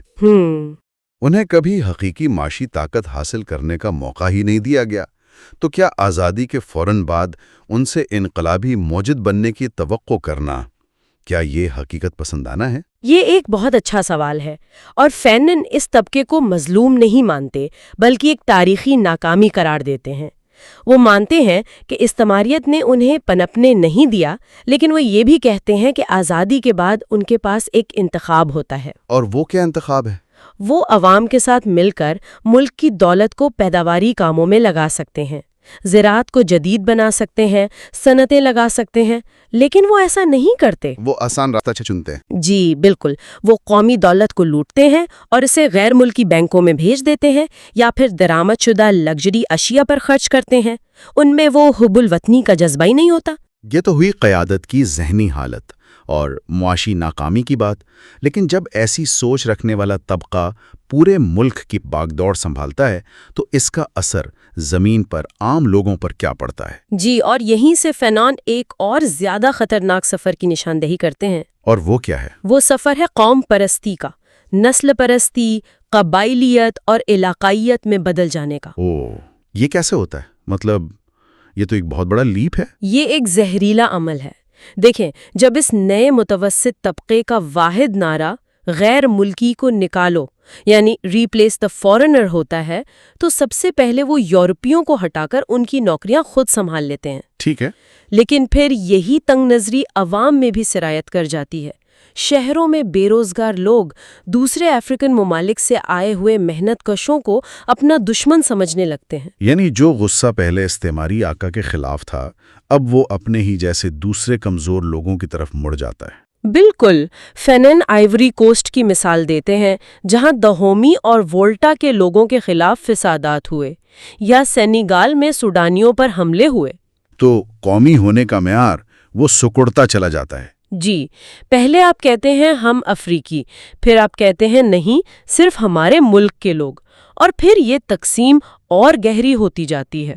کیسے؟ جو علاقے قدرتی وسائل جیسے ہیرے، تیل یا کوکو کی وجہ سے امیر ہو گئے تھے، وہ اپنی دولت غریب علاقوں کے ساتھ بانٹنے سے انکار کر دیتے ہیں۔ اور یہیں سے علیحدگی پسندی اور قبائلیت کا جن بوتل سے باہر آتا ہے۔ جی، اس کی سب سے بڑی مثال کانگو میں کٹنگا صوبے کا معاملہ ہے۔ معدنیات سے مالا مال تھا۔ آزادی کے فوراً بعد بیرونی طاقتوں کی مدد سے اس نے ملک سے علیحدگی کا اعلان کر دیا تاکہ اس کی دولت پورے ملک میں تقسیم نہ ہو۔ بالکل، اور پرانی قبائلی دشمنیاں جنہیں استعماری طاقتیں استعمال کرتی تھیں، اب قومی رہنما اپنے اقتدار کو مضبوط کرنے کے لیے استعمال کرنے لگتے ہیں۔ افریقی اتحاد کا وہ عظیم نعرہ ایک کھوکھلا مذاق بن کر رہ جاتا ہے۔ یہ کتنا بڑا المیہ ہے۔ جن لوگوں نے ایک ہو کر آزادی حاصل کی، وہی آزادی کے بعد زبان، نسل اور قبیلے کی بنیاد پر ایک دوسرے کے دشمن بن جاتے ہیں۔ اور فینن کے نزدیک یہ کوئی اتفاقی عمل نہیں ہے، یہ اس نااہل متوسط طبقے کی دانستہ پالیسی ہے۔ اچھا، وہ کیسے؟ جب وہ معاشی ترقی دینے میں ناکام رہتے ہیں تو وہ عوام کی توجہ ہٹانے کے لیے ان تعصبات کو ہوا دیتے ہیں تاکہ وہ آپس میں لڑتے رہیں۔ جی، تو سوال یہ پیدا ہوتا ہے کہ یہ ٹوٹا پھوٹا نااہل نظام آخر چلتا کیسے ہے؟ یہ اپنی گرفت کیسے برقرار رکھتا ہے؟ یہاں فینن ایک کرشماتی لیڈر کے کردار پر بات کرتے ہیں۔ جی، اور یہ ایک بہت دلچسپ نفسیاتی تجزیہ ہے۔ فینن کہتے ہیں کہ یہ لیڈر جو اکثر آزادی کی جدوجہد کا سب سے بڑا ہیرو ہوتا ہے، وہ ایک اسکرین یا پردے کا کام کرتا ہے۔ ایک پردہ مطلب؟ وہ اپنی شخصیت، اپنی ماضی کی قربانیوں کے پیچھے اس بدعنوان اور لالچی متوسط طبقے کو چھپا لیتا ہے۔ عوام اس لیڈر سے محبت کرتے ہیں، اس کی عزت کرتے ہیں، اور اس کی وجہ سے وہ نظام کی خرابیوں کو نظر انداز کر دیتے ہیں۔ بالکل، وہ لیڈر عوام کو مستقبل کی تعمیر کی طرف راغب کرنے کے بجائے مسلسل ماضی کی جدوجہد کی کہانیاں سناتا رہتا ہے۔ یعنی لیڈر ایک طرح سے قوم کے لیے ایک نشہ بن جاتا ہے جو اسے حال کی تلخ حقیقتوں کا سامنا کرنے سے روکتا ہے۔ بالکل صحیح کہا آپ نے، وہ ایک زندہ یادگار بن جاتا ہے جو قوم کو آگے بڑھنے نہیں دیتا۔ اور وہ سیاسی پارٹی جس نے آزادی کی جنگ لڑی تھی، ہاں، اس کا کیا ہوتا ہے؟ فینن کہتے ہیں کہ وہ بھی آزادی کے بعد ایک غیر معمولی سستی کا شکار ہو جاتی ہے۔ وہ پارٹی جو کبھی عوام کو متحرک کرتی تھی، اب وہ انہیں غیر فعال بنانے کا آلہ بن جاتی ہے۔ جی، وہ ایک انقلابی تحریک سے ایک بیوروکریٹک مشین میں تبدیل ہو جاتی ہے۔ اس کا کام اب عوام کی خدمت نہیں بلکہ عہدے اور مراد کی تقسیم بن جاتا ہے، اور عوام سے اس کا رشتہ ٹوٹ جاتا ہے۔ بالکل۔ پارٹی کے اجلاسوں میں اب پالیسی پر بحث نہیں ہوتی، صرف لیڈر کی تقریر پر تالیاں بجائی جاتی ہیں۔ یہ پارٹی اب عوام کی آواز نہیں رہتی، بلکہ حکومت کا حکم عوام تک پہنچانے کا ایک ذریعہ بن جاتی ہے۔ جی، اور جب پارٹی عوام سے اپنا تعلق کھو دیتی ہے تو اس خلا کو کون پر کرتا ہے؟ فوج اور پولیس، جو پھر ریاست کے اصل ستون بن جاتے ہیں۔ بالکل۔ یہ تو ایک بہت ہی مایوس کن تصویر ہے۔ ایسا لگتا ہے جیسے آزادی ایک اندھی گلی میں داخل ہو گئی ہے۔ تو کیا فینن صرف مسائل کی تشخیص کر رہے ہیں یا اس ناکامی سے بچنے کا کوئی راستہ بھی بتاتے ہیں؟ یقیناً فینن صرف مایوسی کی تصویر نہیں کھینچتے، وہ ایک بہت واضح اور انقلابی راستہ بھی دکھاتے ہیں۔ وہ کیا ہے؟ ان کے نزدیک اس پوری تباہی سے بچنے کا واحد طریقہ یہ ہے کہ اس بیکار اور نقصان دہ متوسط طبقے کو اقتدار پر قابض ہونے کا موقع ہی نہ دیا جائے۔ لیکن یہ کیسے ہوگا؟ اس کے لیے 3 چیزیں ضروری ہیں: عوام کی سیاسی تعلیم اور شمولیت، ایک ایسی انقلابی پارٹی جو آزادی کے بعد بھی اپنے اصولوں پر قائم رہے، اور ایسے دانشور جو عوام سے جڑے ہوں۔ اچھا، تو اگر یہ سب قوم پرستی کے خطرات ہیں تو پھر فینن کے نزدیک ایک صحت مند قومی شعور کیسا دکھتا ہے؟ یہ صرف حب الوطنی کے نعروں سے آگے کی چیز ہے؟ بہت آگے کی۔ فینن کے لیے حقیقی قومی شعور جھنڈا لہرانے یا ماضی کے قصیدے گانے کا نام نہیں ہے۔ تو پھر کیا ہے؟ یہ ایک گہرے سیاسی اور سماجی شعور کا نام ہے۔ اس کا مطلب ہے عوام کو سیاسی طور پر اس قدر باشعور اور با اختیار بنانا کہ وہ حکومتی معاملات میں براہ راست حصہ لے سکیں۔ وہ اس مغربی تصور کو مسترد کرتے ہیں کہ عوام جاہل ہیں اور خود پر حکومت نہیں کر سکتے۔ سختی سے مسترد کرتے ہیں۔ وہ جزائر کی جنگ آزادی کی مثال دیتے ہوئے کہتے ہیں کہ عام کسان اور مزدور پیچیدہ ترین سیاسی مسائل کو بھی بخوبی سمجھتے تھے جب انہیں موقع دیا گیا۔ تو ان کے نزدیک طاقت کا مرکز دارالحکومت کی عالیشان عمارتوں میں نہیں بلکہ دیہاتوں اور قصبوں میں ہونا چاہیے۔ بالکل، وہ کہتے ہیں کہ قوم کو غیر مرکزیت یعنی ڈی سینٹرلائز کرنے کی ضرورت ہے۔ ہر فیصلے کو عوام کی سطح پر بحث کے لیے کھولا جانا چاہیے تاکہ عوام محسوس کریں کہ ملک ان کا ہے۔ جی، جب وہ محسوس کریں گے کہ اس کے فیصلے وہ خود کر رہے ہیں تبھی حقیقی قومی شعور پیدا ہوگا، ورنہ قوم صرف ایک حکمران طبقے کی ذاتی جاگیر بن کر رہ جاتی ہے۔ آخر میں فینن کا پیغام بالکل واضح اور دو ٹوک ہے۔ وہ خبردار کرتے ہیں کہ قوم پرستی جو آزادی کی جدوجہد کا خوبصورت نغمہ ہو سکتی ہے، وہ آزادی کے دن ہی دم توڑ سکتی ہے۔ یہ ایک بہت نازک لمحہ ہے۔ جی، وہ کہتے ہیں کہ اگر اس لمحے قوم پرستی کو فوری طور پر ایک گہرے سماجی اور سیاسی شعور میں تبدیل نہ کیا جائے، یعنی انسانیت کی خدمت کے نظریے میں، تو قوم پرستی کا خوبصورت نغمہ نفرت اور جبر کے شور میں ڈوب جاتا ہے، اور قوم ایک ایسی اندھی گلی میں بھٹک جاتی ہے جہاں سے واپسی بہت مشکل ہوتی ہے۔ بالکل۔ فینن کی یہ تحریر ہمیں یہ سوچنے پر مجبور کرتی ہے کہ ایک قوم کی تعمیر کا اصل کام وہ غیر ملکی قابض کے جانے کے بعد ختم نہیں ہوتا، بلکہ شاید تبھی شروع ہوتا ہے۔ جی، اس کے لیے ایک دوسری زیادہ مشکل اندرونی جدوجہد کی ضرورت ہوتی ہے جو تنگ نظری، لالچ اور اقتدار کی ہوس کے خلاف ہو۔ اور ہر نئی آزاد قوم کے لیے یہ سوال آج بھی زندہ ہے۔ بیرونی دشمن کو شکست دینے کے بعد آپ اپنے اندر کے دشمن سے کیسے لڑتے ہیں؟ میوز آف آئیڈیاز میں خوش آمدید۔ آج ہم ایک بہت ہی گہرے اور اہم موضوع پر بات کرنے جا رہے ہیں۔ ہم فرانس فنون کے خیالات کا تجزیہ کریں گے، خاص طور پر ان کے کام کے چوتھے باب پر، جس کا عنوان ہے باب 4، قومی ثقافت پر، یعنی آن نیشنل کلچر۔ اور یہ دیکھیں محض ایک علمی بحث نہیں ہے، فینون یہاں ایک بہت بنیادی سوال اٹھا رہے ہیں کہ جب ایک قوم غلامی کی زنجیریں توڑنے کی کوشش کر رہی ہو تو اس کی ثقافت کا کیا کردار ہوتا ہے؟ کیا یہ صرف گیت، رقص اور پرانی کہانیاں ہیں یا اس سے کچھ زیادہ؟ بالکل، اور فنون کا جواب بہت چونکا دینے والا ہے۔ ان کے نزدیک نو آبادیاتی نظام کے خلاف جدوجہد کرنے والوں کے لیے ثقافت کوئی ایسی چیز نہیں جو ان کے پاس پہلے سے موجود ہو، بلکہ یہ ایک ایسی چیز ہے جسے جدوجہد کی آگ میں تخلیق کیا جاتا ہے۔ جی، یہ عجائب گھر میں رکھنے والی کوئی شے نہیں بلکہ ایک ہتھیار ہے۔ آئیے اسی طاقتور خیال کو ذرا تفصیل سے سمجھتے ہیں۔ اچھا، تو فینون اپنی بات کا آغاز ایک بہت دلچسپ نکتے سے کرتے ہیں۔ وہ کہتے ہیں کہ جہاں سیاستدان اور فوجی حال کے میدان میں لڑتے ہیں، وہیں دانشوروں کی جنگ کا میدان تاریخ ہے۔ جی، یہ سننے میں تھوڑا عجیب لگتا ہے کہ آزادی کی جنگ تو حال میں لڑی جا رہی ہے، تو ماضی اتنا اہم کیوں ہو گیا؟ یہی تو فینون کی ذہانت ہے۔ وہ سمجھتے ہیں کہ نو آبادیاتی نظام صرف آپ کی زمین پر، آپ کے وسائل پر قبضہ نہیں کرتا، اس کا سب سے خطرناک حملہ وہ جو ہے آپ کے ماضی پر ہوتا ہے۔ آپ کے ماضی پر؟ جی، وہ غلام بنائی گئی قوم کی تاریخ کو جان بوجھ کر مسخ کرتا ہے، اسے بدنام کرتا ہے، تاکہ لوگوں کو یہ لگے کہ ہمارا ماضی تو شرمناک اور وحشت سے بھرا ہوا تھا۔ ایک بیانیہ بنایا جاتا ہے۔ بالکل، وہ یہ بیانیہ بناتا ہے کہ ہماری آمد سے پہلے تم لوگ وحشی تھے، تمہارے پاس کوئی تہذیب نہیں تھی، ہم نے آ کر تمہیں انسان بنایا۔ تو یہ ایک نفسیاتی جنگ ہے۔ اگر آپ کسی قوم کو یہ یقین دلا دیں کہ ان کا ماضی قابل نفرت تھا، تو آپ نے ان کی خود اعتمادی کی جڑ ہی کاٹ دی۔ صحیح۔ وہ حال میں لڑنے کی ہمت کیسے کریں گے جب انہیں لگے گا کہ وہ ہمیشہ سے ہی کمتر تھے؟ بالکل صحیح۔ اسی لیے فنون کہتے ہیں کہ مقبوضہ دانشور کا پہلا کام اس جھوٹ کے خلاف کھڑا ہونا ہے، اور یہ کوئی ٹھنڈی غیر جانبدارانہ تحقیق نہیں ہوتی۔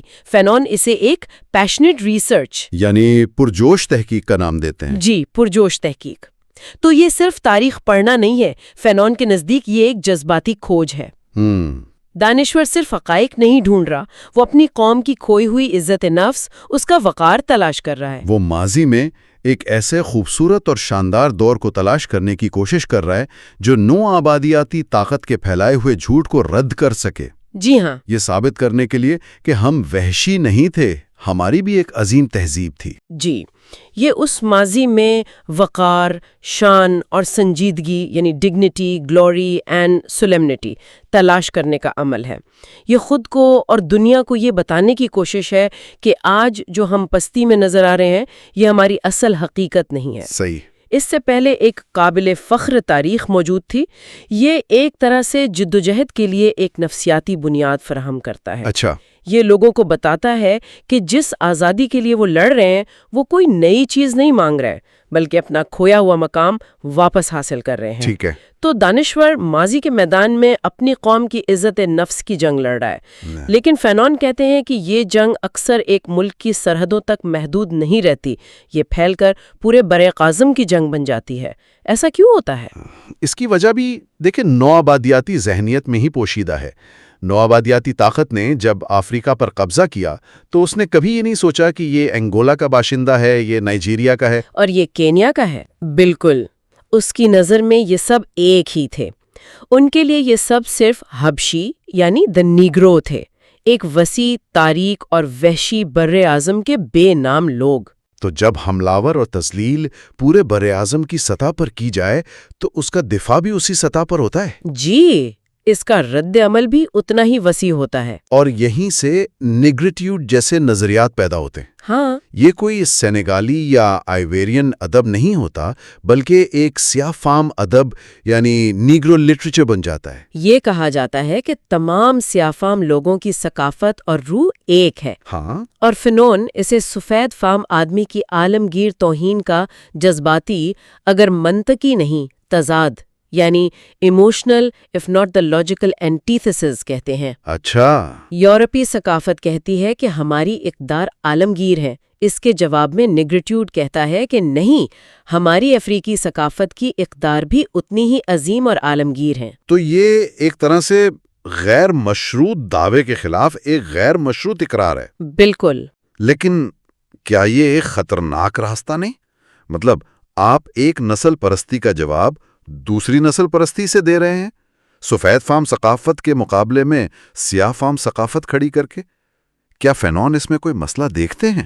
آپ نے بالکل صحیح نس پکڑی ہے۔ فینون اس کی حدود کی نشاندہی کرتے ہیں۔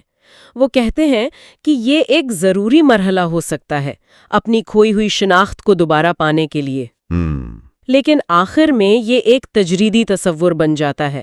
وہ مثال دیتے ہیں کہ شکاگو میں رہنے والے ایک امریکی سیاہ فام کے مسائل جو روزمرہ کی نسل پرستی کا سامنا کر رہا ہے، وہ انگولا کے اس باشندے سے بہت مختلف ہیں جو پرتگالی فوج کے خلاف گریلا جنگ لڑ رہا ہے۔ بالکل۔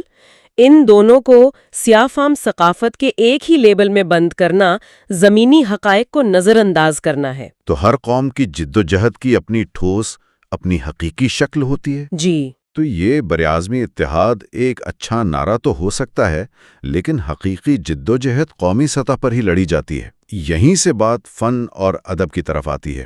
یہ جو اندرونی کشمکش ہے، اپنی شناخت کی تلاش، قابض کی ثقافت کا دباؤ اور آزادی کی خواہش، یہ ایک فنکار کے کام پر کیسے اثر انداز ہوتی ہے؟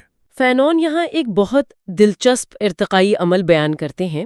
وہ کہتے ہیں کہ مقبوضہ دانشور یا فنکار کا کام عموماً 3 مراحل سے گزرتا ہے۔ 3 مراحل سے؟ جی۔ پہلا مرحلہ ہے اسیمیلیشن یعنی انجذاب کا۔ انجذاب سے کیا مراد ہے؟ اس مرحلے میں فنکار اپنی ثقافت کو چھوڑ کر قابض کی ثقافت اور اس کے فن کی ٹیکنیک پر مکمل مہارت حاصل کرنے کی کوشش کرتا ہے۔ وہ پیرس کے شاعروں کی طرح نظمیں لکھتا ہے، وہ یورپی مصوروں کی طرح پینٹنگز بناتا ہے۔ اس کے پیچھے کوئی نفسیات کام کر رہی ہوگی؟ جی، ایک گہری نفسیات ہے۔ وہ لاشعوری طور پر یہ ثابت کرنا چاہتا ہے کہ دیکھو، میں تم سے کم تر نہیں ہوں، میں بھی وہی کچھ کر سکتا ہوں جو تم کرتے ہو۔ یہ قابض سے تسلیم کیے جانے کی ایک کوشش ہے۔ یہ تو ایک بہت ہی المناک کمال ہے۔ یعنی آپ اپنے آقا کے فن میں مہارت حاصل کر کے یہ ثابت کر رہے ہیں کہ آپ غلامی کے لائق نہیں، لیکن اس عمل میں آپ اپنی ہی آواز کو مٹا رہے ہیں۔ بالکل، یہ ایک ذہنی غلامی کی ہی شکل ہے۔ فنون کہتے ہیں کہ جلد ہی فنکار کو احساس ہوتا ہے کہ یہ ایک بند گلی ہے۔ وہ چاہے جتنی بھی کوشش کر لے، اسے کبھی بھی اصل نہیں مانا جائے گا، اسے ہمیشہ ایک نقل ہی سمجھا جائے گا۔ اسی مایوسی سے وہ دوسرے مرحلے میں داخل ہوتا ہے۔ اور وہ دوسرا مرحلہ کیا ہے؟ کیا وہ فوراً انقلابی بن جاتا ہے؟ نہیں، فوراً نہیں۔ دوسرا مرحلہ ہے نوسٹالجک ڈسکوری، یعنی ماضی کی پرانی یادوں میں کھو جانا۔ اچھا۔ اب وہ قابض کی ثقافت کو مکمل طور پر رد کر دیتا ہے اور شدت سے اپنی جڑوں کی طرف لوٹتا ہے۔ وہ اپنی قوم کی لوک کہانیوں، پرانی داستانوں اور قدیم روایت میں ڈوب جاتا ہے۔ اس کا سارا فن ماضی کی عظمت کے گنگانے لگتا ہے۔ یہ تو ایک مثبت قدم لگتا ہے۔ وہ اپنی شناخت کی طرف واپس آ رہا ہے اور حال سے کٹا ہوا ہوتا ہے۔ بے جان؟ کس طرح؟ اس طرح کے فنکار عوام کی حقیقی زندگی، ان کے آج کے مسائل اور جد و جہد سے دور ہو کر صرف ماضی کی تجریدی اور رومانوی تصویریں پیش کر رہا ہوتا ہے۔ وہ عوام کے لیے یا عوام کے ساتھ نہیں لکھ رہا ہوتا، بلکہ عوام کے بارے میں لکھ رہا ہوتا ہے۔ جیسے کوئی باہر کا شخص لکھ رہا ہو۔ جی۔ تو خطرہ یہ ہے کہ یہ ماضی بھی ایک اور عجائب گھر کی چیز بن جاتا ہے۔ پہلے قابض نے ہمارے ماضی کو وحشی کہا، اب ہم اسے ایک سنہری پنجرے میں بند کر کے اس کی پوجا کر رہے ہیں، لیکن دونوں صورتوں میں وہ حال کی جنگ سے غیر متعلق ہے۔ آپ نے بالکل ٹھیک سمجھا، اور فینن کے مطابق یہی احساس فنکار کو تیسرے اور فیصلہ کن مرحلے کی طرف دھکیلتا ہے، جسے وہ دی فائٹنگ فیز کہتے ہیں۔ جی، یعنی جد و جہد کا دور۔ اور یہاں کیا ہوتا ہے؟ یہاں فنکار کو یہ احساس ہوتا ہے کہ ایک قوم کی ثقافت کی تعمیر ماضی کی بنیاد پر نہیں ہوتی، اسے مستقبل کی طرف دیکھنا چاہیے۔ اچھا۔ اب وہ نہ تو قابض کی نقل کرتا ہے اور نہ ہی ماضی میں پناہ لیتا ہے۔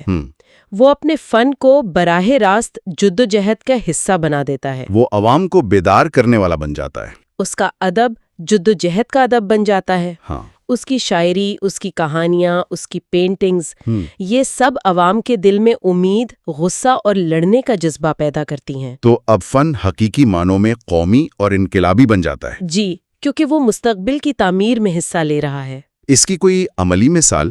یہ سننے میں بہت طاقتور لگ رہا ہے، لیکن حقیقت میں یہ کیسا نظر آتا ہے؟ فنون ایک بہترین مثال دیتے ہیں زبانی روایات کی، جیسے کہانیاں سنانے والے یا لوک گیت گانے والے۔ وہ کہتے ہیں کہ جدوجہد کے دوران یہ روایات بدل جاتی ہیں۔ جی، کہانی سنانے والا اب صرف پرانے بادشاہوں اور پریوں کی بے جان کہانیاں نہیں سناتا، وہ ان پرانی کہانیوں کو زندہ کرتا ہے اور ان میں جدید دور کی جدوجہد، نئے ہیروز اور نئے ہتھیاروں کا ذکر شامل کرتا ہے۔ دلچسپ، یعنی کہانی کا ڈھانچہ پرانا ہو سکتا ہے لیکن اس کا مواد نیا اور متعلقہ کا ہو جاتا ہے۔ جی ہاں، کہانی سنانے والا یہ کہنے کے بجائے کہ یہ بہت پہلے ہوا تھا، اب یہ کہنا شروع کر دیتا ہے کہ یہ کہیں اور ہوا تھا لیکن کل یہاں بھی ہو سکتا ہے۔ واہ! وہ گاؤں والوں کو بتاتا ہے کہ فلاں گاؤں کے لوگوں نے کیسے مل کر دشمن کا مقابلہ کیا۔ وہ پرانے ہیرو کی جگہ نئے گوریلا لیڈر کا نام لیتا ہے۔ اس طرح ثقافت ایک جامد روایت نہیں رہتی، بلکہ جدوجہد کا ایک زندہ سانس لیتا ہوا حصہ بن جاتی ہے۔ فن عوام کی روزمرہ کی لڑائی کا ایندھن بن جاتا ہے۔ تو یہ ہمیں فینون کے مرکزی نقطے کی طرف لے آتا ہے۔ اگر میں صحیح سمجھ رہا ہوں تو وہ یہ کہہ رہے ہیں کہ آپ ثقافتی جنگ کو سیاسی اور عسکری جنگ سے الگ نہیں کر سکتے۔ بالکل، یہ دونوں ایک ہی جدوجہد کے دو پہلو ہیں۔ بالکل، بلکہ وہ اس سے بھی ایک قدم آگے جاتے ہیں۔ وہ کہتے ہیں کہ قومی ثقافت کا دفاع کرنے کا سب سے مؤثر طریقہ خود قوم پرستی یعنی نیشنلزم ہے، آزادی کی جدوجہد ہے۔ ان کے نزدیک قومی ثقافت کوئی لوک ورثہ یا پرانی عادات کا مجموعہ نہیں ہے جسے آپ الماری میں سجا کر رکھ دیں۔ تو پھر ان کے نزدیک قومی ثقافت کی تعریف کیا ہے؟ اگر یہ ماضی کی چیزیں نہیں ہیں تو پھر یہ ہے کیا؟ یہ فانون کے متن کا سب سے طاقتور حصہ ہے۔ وہ اس کی تعریف یوں کرتے ہیں: قومی ثقافت فکری کے دائرے میں عوام کی طرف سے کی جانے والی ان تمام کوششوں کا مجموعہ ہے جن کے ذریعے وہ اس عمل کو بیان کرتے ہیں، اس کا جواز پیش کرتے ہیں اور اس کی تعریف کرتے ہیں جس کے ذریعے اس قوم نے خود کو تخلیق کیا ہے اور خود کو قائم رکھا ہے۔ یہ تو ثقافت کی پوری تعریف ہی بدل دیتا ہے۔ اس کا مطلب تو یہ ہوا کہ جدوجہد خود ہی ثقافت ہے۔ جی، یعنی ثقافت کوئی پینٹنگ یا گانا نہیں، بلکہ سڑک پر نکل کر اپنے حق کے لیے نعرہ لگانا بھی ثقافت کا ایک عمل ہے۔ یہ ایک بہت ہی انقلابی خیال ہے۔ جی ہاں، یہ انقلابی ہے۔ وہ صاف لفظوں میں کہتے ہیں کہ ایک مقبوضہ قوم کی طرف سے اپنی خود مختاری کو بحال کرنے کی شعوری اور منظم کوشش ہی ثقافت کا سب سے مکمل اور واضح مظہر ہے۔ صحیح۔ جدوجہد پرانی ثقافتی شکلوں کو صرف زندہ نہیں کرتی، بلکہ وہ بالکل نئی شکلیں تخلیق کرتی ہے۔ آزادی کی لڑائی صرف زمین کا ایک ٹکڑا واپس نہیں لیتی، وہ ایک نئی قوم، ایک نئے انسان کو جنم دیتی ہے۔ تو جدوجہد کے اختتام پر صرف نو آبادیاتی نظام کا خاتمہ نہیں ہوتا، بلکہ خود مقبوضہ انسان کی نفسیات کا بھی خاتمہ ہوتا ہے۔ جی، ایک ایسا انسان پیدا ہوتا ہے جو ذہنی طور پر آزاد اور اپنی تقدیر کا خود مالک ہے۔ یہی فنون کا حتمی نقطہ ہے۔ آزادی کی جدوجہد صرف ایک سیاسی واقعہ نہیں ہے، یہ ایک ثقافتی تخلیق کا عمل ہے۔ یہ وہ عمل ہے جس کے ذریعے ایک غلام قوم خود کو ایک آزاد اور خود مختار قوم کے طور پر دوبارہ جنم دیتی ہے۔ تو آج کی اس گفتگو کا خلاصہ یہ ہے کہ فرانس فنون کے لیے قومی ثقافت کوئی ماضی کی میراث نہیں جسے محفوظ کیا جائے۔ یہ ایک متحرک زندہ قوت ہے جو قومی آزادی کی جدوجہد کے عمل میں ہی جنم لیتی ہے اور اسی سے توانائی حاصل کرتی ہے۔ یہ ماضی کی طرف دیکھنے کا نام نہیں ہے، بلکہ حال میں لڑتے ہوئے مستقبل کو تخلیق کرنے کا نام ہے۔ اور یہ ہمیں ایک آخری بہت اہم اور سوچنے پر مجبور کرنے والے سوال کی طرف لے جاتا ہے۔ اگر کسی قوم کی ثقافت واقعی اس کے وجود کی جدوجہد، تصادم سے اور دشمن کے خلاف مزاحمت سے تخلیق ہوتی ہے، تو پھر اس ثقافت کا کیا بنتا ہے جب امن قائم ہو جاتا ہے اور بنیادی دشمن چلا جاتا ہے؟ اچھا سوال ہے۔ ایک ایسی ثقافت جو تصادم کی آگ میں پیدا ہوئی، وہ خود کو کیسے برقرار رکھتی ہے اور کیسے ارتقا پذیر ہوتی ہے جب جدوجہد کا میدان جنگ سے بدل کر قومی تعمیر کا میدان بن جاتا ہے؟ میوزک آئیڈیاز میں خوش آمدید۔ آج ہم ایک ایسے موضوع پر بات کرنے جا رہے ہیں جو جتنا اہم ہے شاید اتنا ہی پریشان کن بھی ہے۔ ہم فرانسس فینن کے کام کے ایک بہت ہی مشہور باب کا گہرا تجزیہ کریں گے، باب 5، ناآبادیاتی جنگ اور ذہنی امراض، یعنی colonial war and mental disorders. Fanon یہاں ایک ایسا دعویٰ کرتے ہیں جو پہلی نظر میں بہت عجیب لگتا ہے۔ وہ کہتے ہیں کہ قومی آزادی کی جنگ جو کسی بھی غلام قوم کے لیے ضروری ہے، وہ دراصل ذہنی بیماریوں کے پھلنے پھولنے کا سبب بنتی ہے، اور یہ صرف ان کے لیے نہیں جو ظلم سہ رہے ہیں، بلکہ ان کے لیے بھی جو ظلم کر رہے ہیں۔ یہ ایک بہت ہی پیچیدہ اور گہری نفسیاتی بھول بھلیا ہے، آئیے اس میں اتر کر دیکھتے ہیں۔ جی، اور دیکھیں فینن اس موضوع پر بات کرنے کے لیے میرا مطلب ہے سب سے موضوع شخص تھے، کیونکہ وہ خود ایک ماہر نفسیات تھے نا۔ بالکل، خود ماہر نفسیات تھیں، اور وہ بھی الجزائر کی جنگ آزادی کے دوران کام کر رہی تھیں۔ تو وہ جو کچھ بھی کہہ رہی ہیں وہ صرف نظریاتی باتیں نہیں ہیں، یہ سب ان کے کلینک میں آنے والے مریضوں کی حقیقی کہانیوں پر مبنی ہے۔ اور وہ اس باب میں صرف جنگی صدمے یا PTSD کی بات نہیں کر رہی۔ ان کا مرکزی نقطہ یہ ہے کہ نوآبادیاتی نظام اپنی بنیاد میں ہی ایک بیماری پیدا کرنے والا نظام ہے۔ اچھا، یہ ایک ایسا ماحول بناتا ہے جو انسانوں کو ذہنی طور پر توڑ دیتا ہے، اور جب آزادی کی جنگ شروع ہوتی ہے تو یہ پہلے سے موجود دباؤ ایک دھماکے کی شکل اختیار کر لیتا ہے۔ فینن اسے کلی جنگ یا ٹوٹل وار کہتے ہیں۔ کلی جنگ؟ اس سے ان کی کیا مراد ہے؟ کیا اس کا مطلب صرف یہ ہے کہ جنگ بہت بڑے پیمانے پر ہو رہی ہے؟ نہیں، اس سے بھی زیادہ گہری بات ہے۔ کلی جنگ کا مطلب ہے کہ جنگ صرف فوجیوں اور میدانوں تک محدود نہیں رہتی، یہ آپ کے گھر میں، آپ کے ذہن میں، آپ کے خاندان اور آپ کے رشتوں میں لڑی جانے لگتی ہے، یعنی ہر سطح پر۔ فینن اسی ماحول میں پیدا ہونے والی ذہنی بیماریوں کی درجہ بندی کرتے ہیں، اور وہ ہمیں بتاتے ہیں کہ یہ کوئی خشک سائنسی رپورٹ نہیں، بلکہ ان انسانی روحوں کی کہانیاں ہیں جو اس ماحول میں ٹوٹ پھوٹ کا شکار ہوئیں۔ تو آئیے اس نفسیاتی سفر کا آغاز کرتے ہیں۔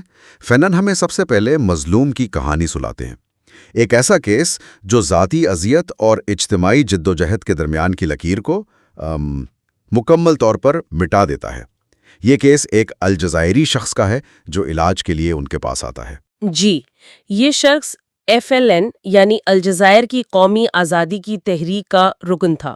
وہ اپنے مشن پر گھر سے دور تھا کہ پیچھے سے فرانسیسی فوجیوں نے اس کی بیوی کو اٹھا لیا اور اس کے ساتھ اجتماعی زیادتی کی۔ جب وہ واپس آیا اور اسے اس واقعے کا علم ہوا تو اس نے ہمت سے کام لیا۔ اس نے خود کو سمجھایا کہ یہ جنگ ہے اور جنگ میں ایسے سانحات ہوتے رہتے ہیں، لیکن کچھ عرصے بعد اس نے محسوس کیا کہ وہ نامرد ہو گیا ہے، اور یہیں سے اس کا ذہنی بحران شروع ہوا۔ یہ تو بہت ہی المناک ہے، لیکن فینن کے نزدیک اس کی نفسیاتی اہمیت کیا تھی؟ کیا یہ صرف اس صدمے کا ایک سیدھا سادہ رد عمل تھا؟ یہاں پر معاملہ دلچسپ اور بہت پیچیدہ ہو جاتا ہے۔ اس شخص نے فینن کو بتایا کہ اس کا اصل ذہنی بحران اس وقت شروع نہیں ہوا جب اسے زیادتی کا پتہ چلا، اچھا، بلکہ اس وقت شروع ہوا جب اسے یہ احساس ہوا کہ اس کی بیوی کے ساتھ یہ سب کچھ اس کی وجہ سے ہوا تھا۔ اس کی وجہ سے؟ کیسے؟ اس کی بیوی نے فوجیوں کے سامنے اس کا اور اس کی تنظیم کا راز نہیں کھولا تھا۔ اس نے اپنے شوہر کی جان بچانے کے لیے یہ ذلت برداشت کی تھی۔ تو اس شخص کے لیے یہ محض ایک بے رتیب تشدد کا واقعہ نہیں رہا، بلکہ اس کی بیوی کی طرف سے دی گئی ایک قربانی بن گیا۔ بالکل، ایک قربانی۔ اچھا، تو یہ صرف ایک جسمانی حملے کا رد عمل نہیں تھا، یہ اس کی مردانگی، اس کے محافظ ہونے کے کردار پر ایک حملہ تھا، اور وہ بھی اس کی اپنی بیوی کی قربانی کی وجہ سے۔ یہ تو بہت ہی پیچیدہ نفسیاتی جال ہے۔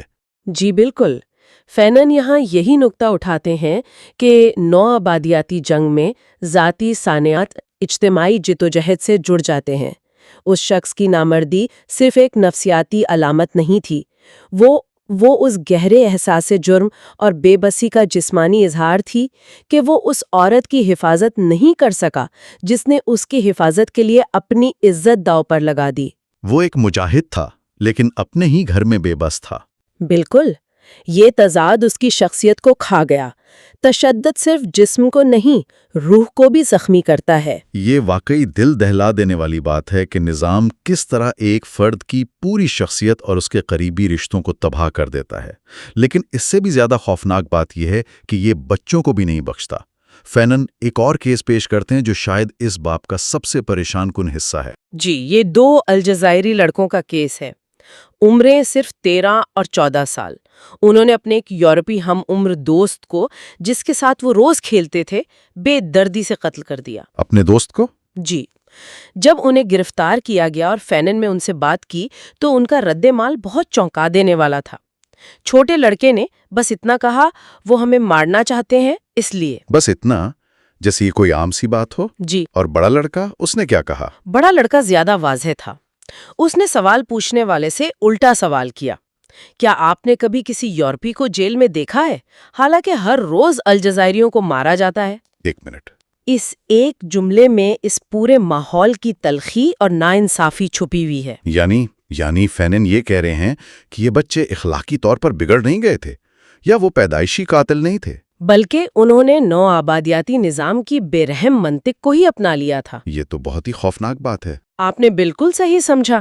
فینن کا تجزیہ یہی ہے کہ یہ بچے برے پیدا نہیں ہوئے تھے، وہ ایک ایسی دنیا میں جی رہے تھے جہاں تشدد معمول تھا، جہاں ان کے لوگوں کو روز مارا جاتا تھا اور کوئی پوچھنے والا نہیں تھا۔ انصاف کا تصور ہی ختم ہو گیا تھا، بے معنی ہو چکا تھا۔ ان کے لیے اپنے دوست کو مارنا ایک سیاسی عمل تھا، ایک ایسی دنیا میں توازن قائم کرنے کی کوشش جہاں ان کی جان کی کوئی قیمت نہیں تھی۔ یہ اس بات کی بھیانک مثال ہے کہ جب ایک معاشرے پر ہر طرف سے تشدد مسلط کیا جاتا ہے تو وہ کس طرح اس کی سب سے کمزور کڑیوں یعنی بچوں کی نفسیات کو بھی اپنی گرفت میں لے لیتا ہے۔ منطق اور اخلاقیات کی جگہ انتقام لے لیتا ہے۔ انتقام اور بقا کی جبلت، بالکل۔ یہ سوچ کر ہی خوف آتا ہے کہ ایک بچہ اس نہج پر پہنچ جائے کہ وہ اپنے دوست کے قتل کو انصاف قائم کرنے کا ایک ذریعہ سمجھے۔ لیکن کہانی کا ایک دوسرا رخ بھی ہے۔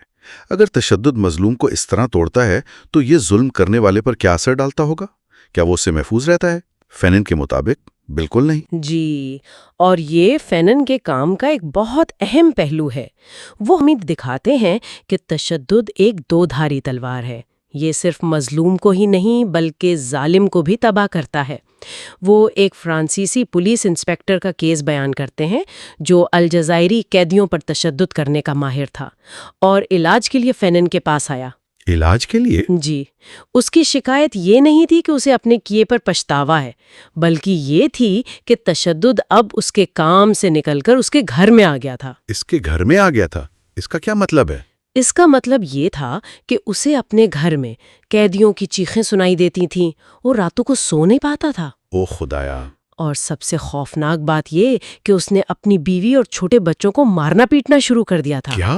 وہ ان پر بھی وہی تشدد آزما رہا تھا جو وہ قیدیوں پر کرتا تھا۔ وہ فینن کے پاس اس لیے آیا تھا کہ اسے کوئی ایسی دوا یا علاج چاہیے تھا جس سے اس کا ضمیر سو جائے، تاکہ وہ اور تشدد کر سکے۔ جی، تاکہ وہ بغیر کسی ذہنی اذیت کے لوگوں پر تشدد کرنا جاری رکھ سکے۔ وہ ایک بہتر اور زیادہ مؤثر تشدد کرنے والا بننا چاہتا تھا۔ ایک منٹ، یہ بہت اہم نکتہ ہے۔ تو کیا فینن یہ کہہ رہے ہیں کہ وہ انسپکٹر برا انسان نہیں تھا بلکہ ایک برے نظام کا شکار تھا، یا یہ کہ نظام برے انسانوں کو چنتا ہے اور انہیں مزید بگاڑ دیتا ہے؟ یہ ایک بہت اچھا سوال ہے۔ فینن کا تجزیہ یہ ہے کہ نوآبادیاتی نظام اپنی فطرت میں غیر انسانی ہے۔ اسے چلانے کے لیے ایسے لوگوں کی ضرورت ہوتی ہے جو غیر انسانی کام کر سکیں۔ تو یہ نظام یا تو ایسے لوگوں کو ڈھونڈتا ہے یا پھر اپنے کارندوں کو آہستہ آہستہ غیر انسانی بنا دیتا ہے، ڈی ہیومنائز کر دیتا ہے۔ اچھا، اس انسپکٹر کا مسئلہ یہ تھا کہ اس کی انسانیت پوری طرح مری نہیں تھی، اس کا ضمیر ابھی بھی کہیں نہ کہیں زندہ تھا اور اسے اذیت دے رہا تھا۔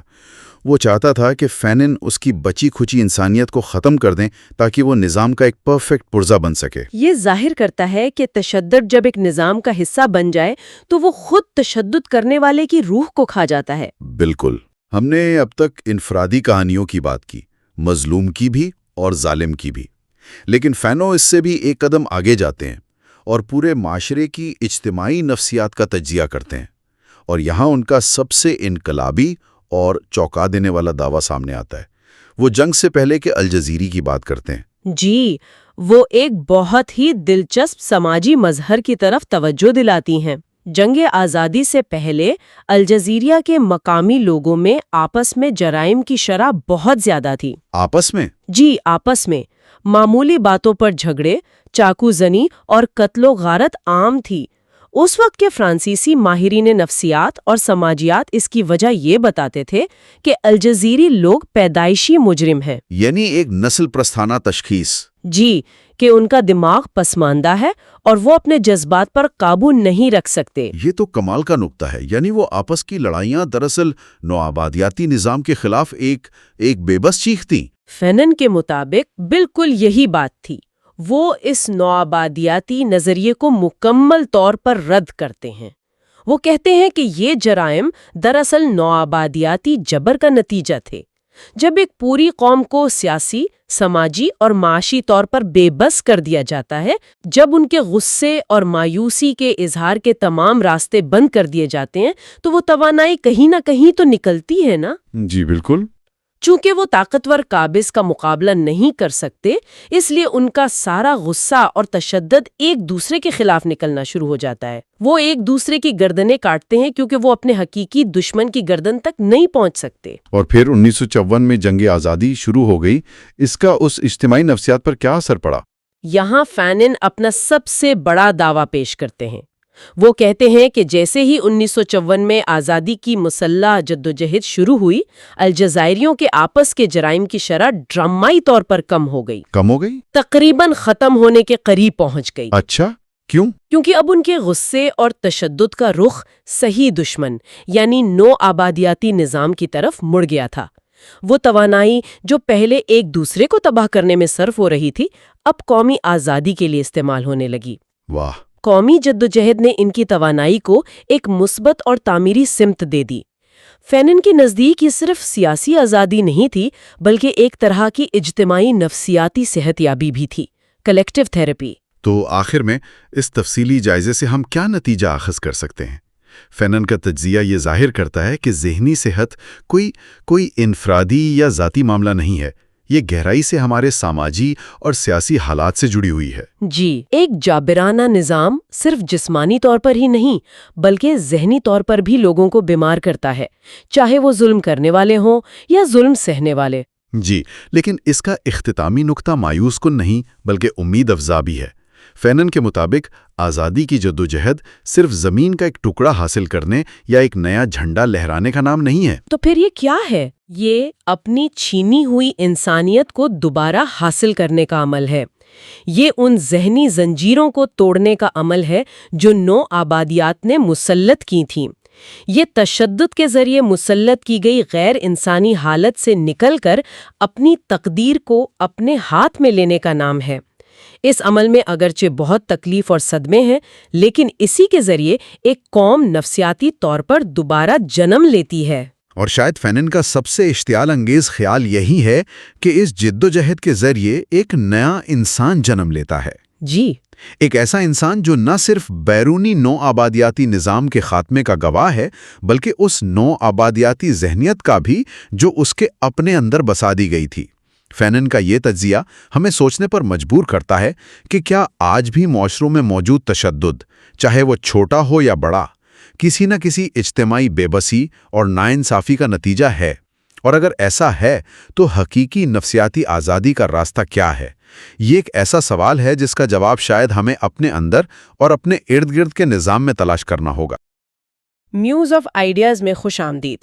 آج ہم ایک ایسی تحریر کی بات کرنے والے ہیں جو صرف لکھی نہیں گئی بلکہ جس نے ایک طرح سے دنیا کو ہلا کر رکھ دیا تھا۔ ہم فرانسس فینن کی مشہور زمانہ کتاب کے آخری باب یعنی اختتامیہ یا کنکلوژن پر ایک گہری نظر ڈالیں گے۔ جی، اور یہ کوئی عام باب نہیں ہے۔ پوری کتاب اگر ایک آتش فشاں ہے نا، تو یہ آخری باب سمجھے اس کا لاوا ہے۔ یہاں آکر فینن صرف ایک تجزیہ نگار نہیں رہتے، وہ ایک پیغمبر کی طرح پکارتے ہیں۔ بالکل.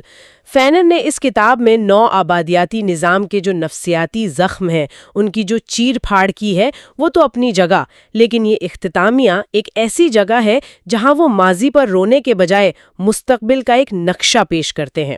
ایک ایسا نقشہ جو بہت سے لوگوں کے لیے آج بھی متنازع ہے، لیکن ناقابل یقین حد تک طاقتور ہے.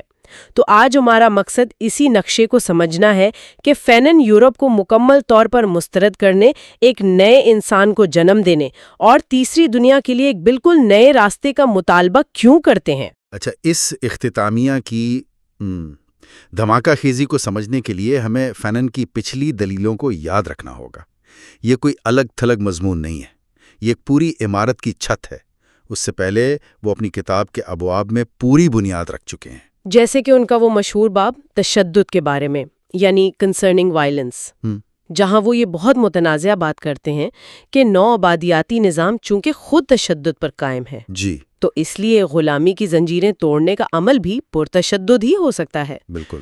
وہ کہتے ہیں کہ یہ تشدد صرف جسمانی آزادی نہیں دیتا، بلکہ محکوم انسان کی نفسیات کو بھی اس احساس کمتری سے آزاد کرواتا ہے جو نو آبادیاتی نظام نے اس کے اندر بھری ہوتی ہے. لیکن پھر فوراً ہی وہ ایک اور باب قومی شعور کے نقصانات یعنی دی pitfalls of national consciousness میں خبردار بھی کرتے ہیں. ہاں، یہ بہت اہم نقطہ ہے. وہ بتاتے ہیں کہ آزادی کے بعد خطرہ یہ ہوتا ہے کہ مقامی امیر طبقہ یعنی جو نیشنل برجوازی ہے، جی، وہ گورے حاکموں کی جگہ لے لیتی ہے اور عوام کا استحصال اسی طرح جاری رکھتی ہے. صحیح کہا. بس چہرے بدل جاتے ہیں، نظام وہی رہتا ہے. بالکل ٹھیک کہا. تو ان تمام تجزیوں، ان خطرات اور امکانات کو سامنے رکھنے کے بعد فینن اختتامیہ پر پہنچتے ہیں. اور یہاں آ کر وہ مایوسی نہیں پھیلاتے، وہ ایک نئی صبح کی بات کرتے ہیں. یہ صرف ایک نتیجہ نہیں، یہ ایک منشور ہے، ایک کال ٹو ایکشن ہے. تو آئیے اس منشور کے پہلے اور شاید سب سے چونکا دینے والے نقطے سے شروع کرتے ہیں. فینن لکھتے ہیں، تو آؤ ساتھیو، ہمیں اپنے راستے بدلنے کا فیصلہ کرنا ہوگا. ہمیں اس بھاری تاریکی کو جھٹک کر پیچھے چھوڑنا ہوگا. اس یورپ کو چھوڑ دو جو انسان کی بات کبھی نہیں تھکتا، لیکن جہاں بھی اسے انسان ملتا ہے اسے قتل کر دیتا ہے. واہ، یہ تو سیدھا حملہ ہے. وہ یہ نہیں کہہ رہے کہ یورپ سے غلطیاں ہوئیں، وہ کہہ رہے ہیں کہ یورپ کی بنیاد ہی منافقت پر ہے.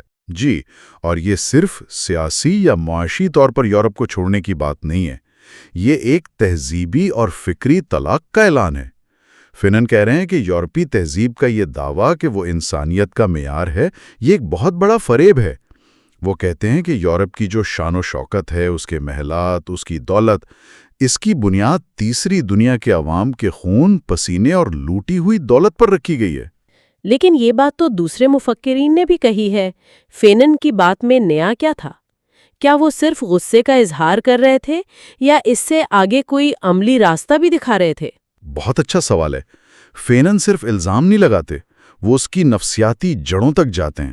وہ کہتے ہیں کہ یورپ نے صرف ہماری زمینوں پر قبضہ نہیں کیا، اس نے ہمارے ذہنوں پر بھی قبضہ کیا ہے. اس نے ہمیں یہ یقین دلا دیا ہے کہ ترقی کا، تہذیب کا، سوچنے کا، ہر چیز کا واحد راستہ وہی ہے جو یورپ نے دکھایا. فینن کا یورپ کو چھوڑ دو کا نعرہ دراصل اس ذہنی غلامی کو توڑنے کا اعلان ہے. وہ کہہ رہے ہیں کہ ہمیں یورپ کی آنکھوں سے خود کو دیکھنا بند کرنا ہوگا. تو اگر یورپ کے ماڈل کی پیروی نہیں کرنی تو پھر متبادل کیا ہے؟ کیا وہ ماضی کی طرف لوٹنے کی بات کر رہے ہیں، کسی سنہرے دور کی طرف؟ بالکل نہیں. یہ فینن کے پیغام کی سب سے غلط تشریح ہوگی. وہ ماضی پرستی کے سخت خلاف ہیں. وہ کہتے ہیں کہ ہمیں جراثیم زدہ نکالی میں وقت ضائع نہیں کرنا چاہیے. یہ جملہ بہت اہم ہے، جراثیم زدہ نکالی یعنی اسٹیرائل امیٹیشن. اچھا، اس کا مطلب ہے ایسی کاپی کرنا جس سے کوئی نئی، کوئی زندہ چیز پیدا نہ ہو. ایک طرح سے جیسے کوئی چین کی بنی ہوئی سستی کاپی خرید لے جو دکھتی تو اصلی جیسی ہے. بہترین مثال ہے. لیکن نہ اس میں وہ معیار ہوتا ہے اور نہ ہی وہ روح. بالکل یہی بات ہے. فینن اسی چیز سے خبردار کر رہے ہیں. وہ کہتے ہیں کہ اگر ہم نے آزادی کے بعد یورپ جیسا بننے کی کوشش کی، وہی پارلیمنٹ، وہی فیکٹریاں، وہی تعلیمی نظام، تو ہم ایک تیسرے درجے کا یورپ تو بن جائیں گے لیکن اپنی روح کھو دیں گے. یہیں پر وہ اپنے نئے انسان یعنی نیو مین کا تصور پیش کرتے ہیں. اور یہ نیا انسان کیا ہے؟ یہ کوئی سپر ہیرو ہے یا کوئی روحانی تصور؟ نہیں، فینن کا نیا انسان کوئی خیالی مخلوق نہیں ہے۔ وہ کہہ رہے تھے کہ ہمیں ایک ایسا معاشرہ بنانا ہے جہاں ترقی کا مطلب صرف فیکٹریاں لگانا اور اونچی عمارتیں کھڑی کرنا نہ ہو۔ وہ یورپ کی سوچ پر تنقید کرتے ہیں جو انسان کو ایک مشین کا پرزہ سمجھتی ہے، صحیح۔ جو صرف پیداوار اور منافع کی زبان میں سوچتی ہے۔ ان کا نیا انسان وہ ہے جو اس مادی دوڑ سے باہر نکل کر سوچتا ہے۔ کیا آپ اس کی کوئی ٹھوس مثال دے سکتے ہیں؟ یہ نیا انسان روزمرہ زندگی میں کیسا ہوگا؟ ضرور۔ دیکھیے، فینن کے نزدیک یورپی ماڈل انسان کو تقسیم کرتا ہے، امیر اور غریب میں، باس اور ملازم میں، شہر اور گاؤں میں۔ ان کا نیا انسان اس تقسیم کو ختم کرنے کی کوشش کرے گا۔ وہ ایک ایسا معاشرہ بنائے گا جہاں ایک کسان کی محنت کی اتنی ہی عزت ہو جتنی ایک ڈاکٹر کی، اور جہاں فیصلے چند لوگ بند کمروں میں نہیں بلکہ عوام مل کر کریں۔ اچھا۔ یہ وہ انسان ہے جو مقابلہ بازی کے بجائے تعاون پر یقین رکھتا ہے، جو کامیابی کو بینک بیلنس سے نہیں بلکہ معاشرتی بھلائی سے ناپتا ہے۔ یہ یورپ کی اندھی ریس سے باہر نکل چکا ہے۔ اسی سلسلے میں فینن امریکہ کی ایک بہت سخت مثال دیتے ہیں۔ وہ اسے ایک عفریت یا مونسٹر کہتے ہیں، جہاں ان کے مطابق یورپ کی تمام خامیاں، بیماریاں اور غیر انسانی رویے کئی گنا بڑھ کر ایک خوفناک شکل اختیار کر گئے ہیں۔ وہ سوال کرتے ہیں کہ کیا انسانیت ہم سے ایک تیسرا یورپ بنانے کے علاوہ کوئی اور توقع نہیں رکھتی؟ بالکل۔ امریکہ کی مثال دے کر وہ یہ کہہ رہے ہیں کہ دیکھو، اگر تم نے یورپ کی نقالی کی تو تم اس سے بھی بدتر بن جاؤ گے، کیونکہ تم صرف اس کی اچھی چیزیں نہیں بلکہ اس کی بیماریاں بھی اپناؤ گے۔ جی۔ اس کا لالچ، اس کی انفرادیت پسندی، اس کا نسل پرستانہ رویہ۔ فینن کے نزدیک تیسری دنیا کا مشن یورپ کی برابری کرنا نہیں ہے۔ تو پھر مشن کیا ہے؟ مشن ہے آگے بڑھنا، ان مسائل کو حل کرنا جنہیں یورپ حل نہیں کر سکا۔ فینن کا پیغام بہت بڑا اور بہت انقلابی ہے۔ وہ کہتے ہیں کہ انسانیت ایک بند گلی میں پھنس گئی ہے اور یورپ اسے باہر نہیں نکال سکتا، کیونکہ وہ خود اس بند گلی کا معمار ہے۔ اب یہ ذمہ داری تیسری دنیا پر ہے کہ وہ پوری انسانیت کے لیے ایک نیا راستہ تلاش کرے۔ وہ کہتے ہیں ہمیں نئی ایجادات کرنی چاہیے، نئے تصورات وضع کرنے چاہیے۔ یہ تو ایک بہت بڑی ذمہ داری ہے، ایک ایسی دنیا سے یہ توقع کرنا جو صدیوں کی غلامی سے ابھی نکلی ہو، جو غریب ہو، جس کے پاس وسائل نہ ہو، کہ وہ پوری انسانیت کی رہنمائی کرے۔ یہ کچھ زیادہ نہیں؟ یہ ایک بہت بڑا بوجھ ہے اور فینن اس بات کو جانتے ہیں، لیکن ان کے نزدیک یہی تیسری دنیا کی طاقت بھی ہے۔ چونکہ تیسری دنیا نے یورپی ماڈل کے بدترین نتائج بھگتے ہیں، اس لیے وہی اس کا متبادل بھی بہترین طریقے سے سوچ سکتی ہے۔ صحیح۔ جس نے بیماری جھیلی ہو وہی صحت کی سب سے زیادہ قدر جانتا ہے۔ فینن کا خیال تھا کہ تیسری دنیا کے پاس ایک خالی سلیٹ ہے، وہ پرانی غلطیوں کو دہرانے پر مجبور نہیں۔ اور اسی سوچ کے ساتھ وہ اپنی کتاب کا اختتام کرتے ہیں۔ وہ آخری پیراگراف تو جیسے شاعری ہے، ایک پکار ہے جو آج بھی گونجتی ہے۔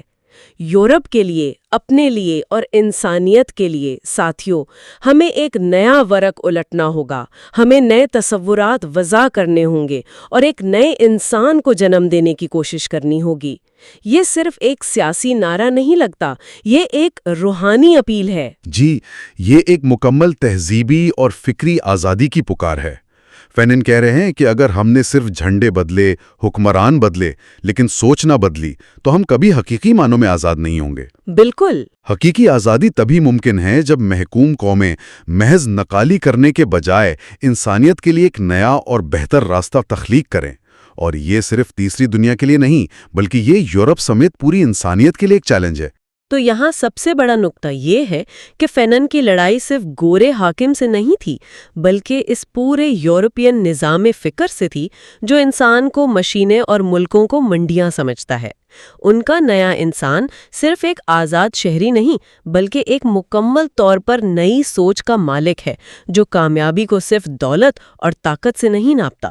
یہ ہے اصل انقلاب۔ اور یہی وجہ ہے کہ فینن آج بھی اتنے متعلق ہیں۔ ان کی تحریریں کسی ایک ملک یا ایک دور کے لیے نہیں ہیں، وہ آج بھی دنیا بھر میں آزادی، شناخت اور انصاف کی تحریکوں کو متاثر کر رہی ہیں۔ وہ ہمیں یاد دلاتے ہیں کہ اصل جنگ ذہنوں میں لڑی جاتی ہے۔ تو فینن کا یہ اختتامیہ نو آبادیاتی نظام کے خلاف صرف ایک فرد جرم نہیں بلکہ یہ ایک نئے آفاقی انسان دوستی یعنی یونیورسل ہیومنزم کے لیے ایک پرجوش اپیل ہے۔ یہ ایک ایسا راستہ ہے جو یورپ کے تجربات سے سیکھتا ہے لیکن آخرکار اس کے ماڈل کو مسترد کر دیتا ہے اور انسانیت کے مستقبل کے لیے ایک نئی سمت کا تعین کرنے کی دعوت دیتا ہے۔ یہ ایک بہت پر امید لیکن ساتھ ہی بہت مشکل راستہ ہے۔ اور آخر میں سوچنے کے لیے ایک خیال چھوڑ جاتے ہیں۔ فینن نے یہ الفاظ 1961 میں لکھے تھے۔ آج نصف صدی سے زیادہ گزرنے کے بعد جب ہم گلوبلائزیشن، ماحولیاتی بحران اور نئی تکنیکی تبدیلیوں کی دنیا میں جی رہے ہیں، جہاں نئی عالمی طاقتیں ابھر رہی ہیں اور پرانی طاقتیں اپنے داخلی مسائل سے لڑ رہی ہیں، فینن کا بنیادی سوال آج بھی اتنا ہی اہم بلکہ شاید اس سے بھی زیادہ اہم ہے۔ کیا انسانیت معاشرے کے لیے نئے ماڈل بنا سکتی ہے یا ہم آج بھی اسی جراثیم زدہ نکالی کو دہرانے پر مجبور ہیں جس سے انہوں نے ہمیں خبردار کیا تھا؟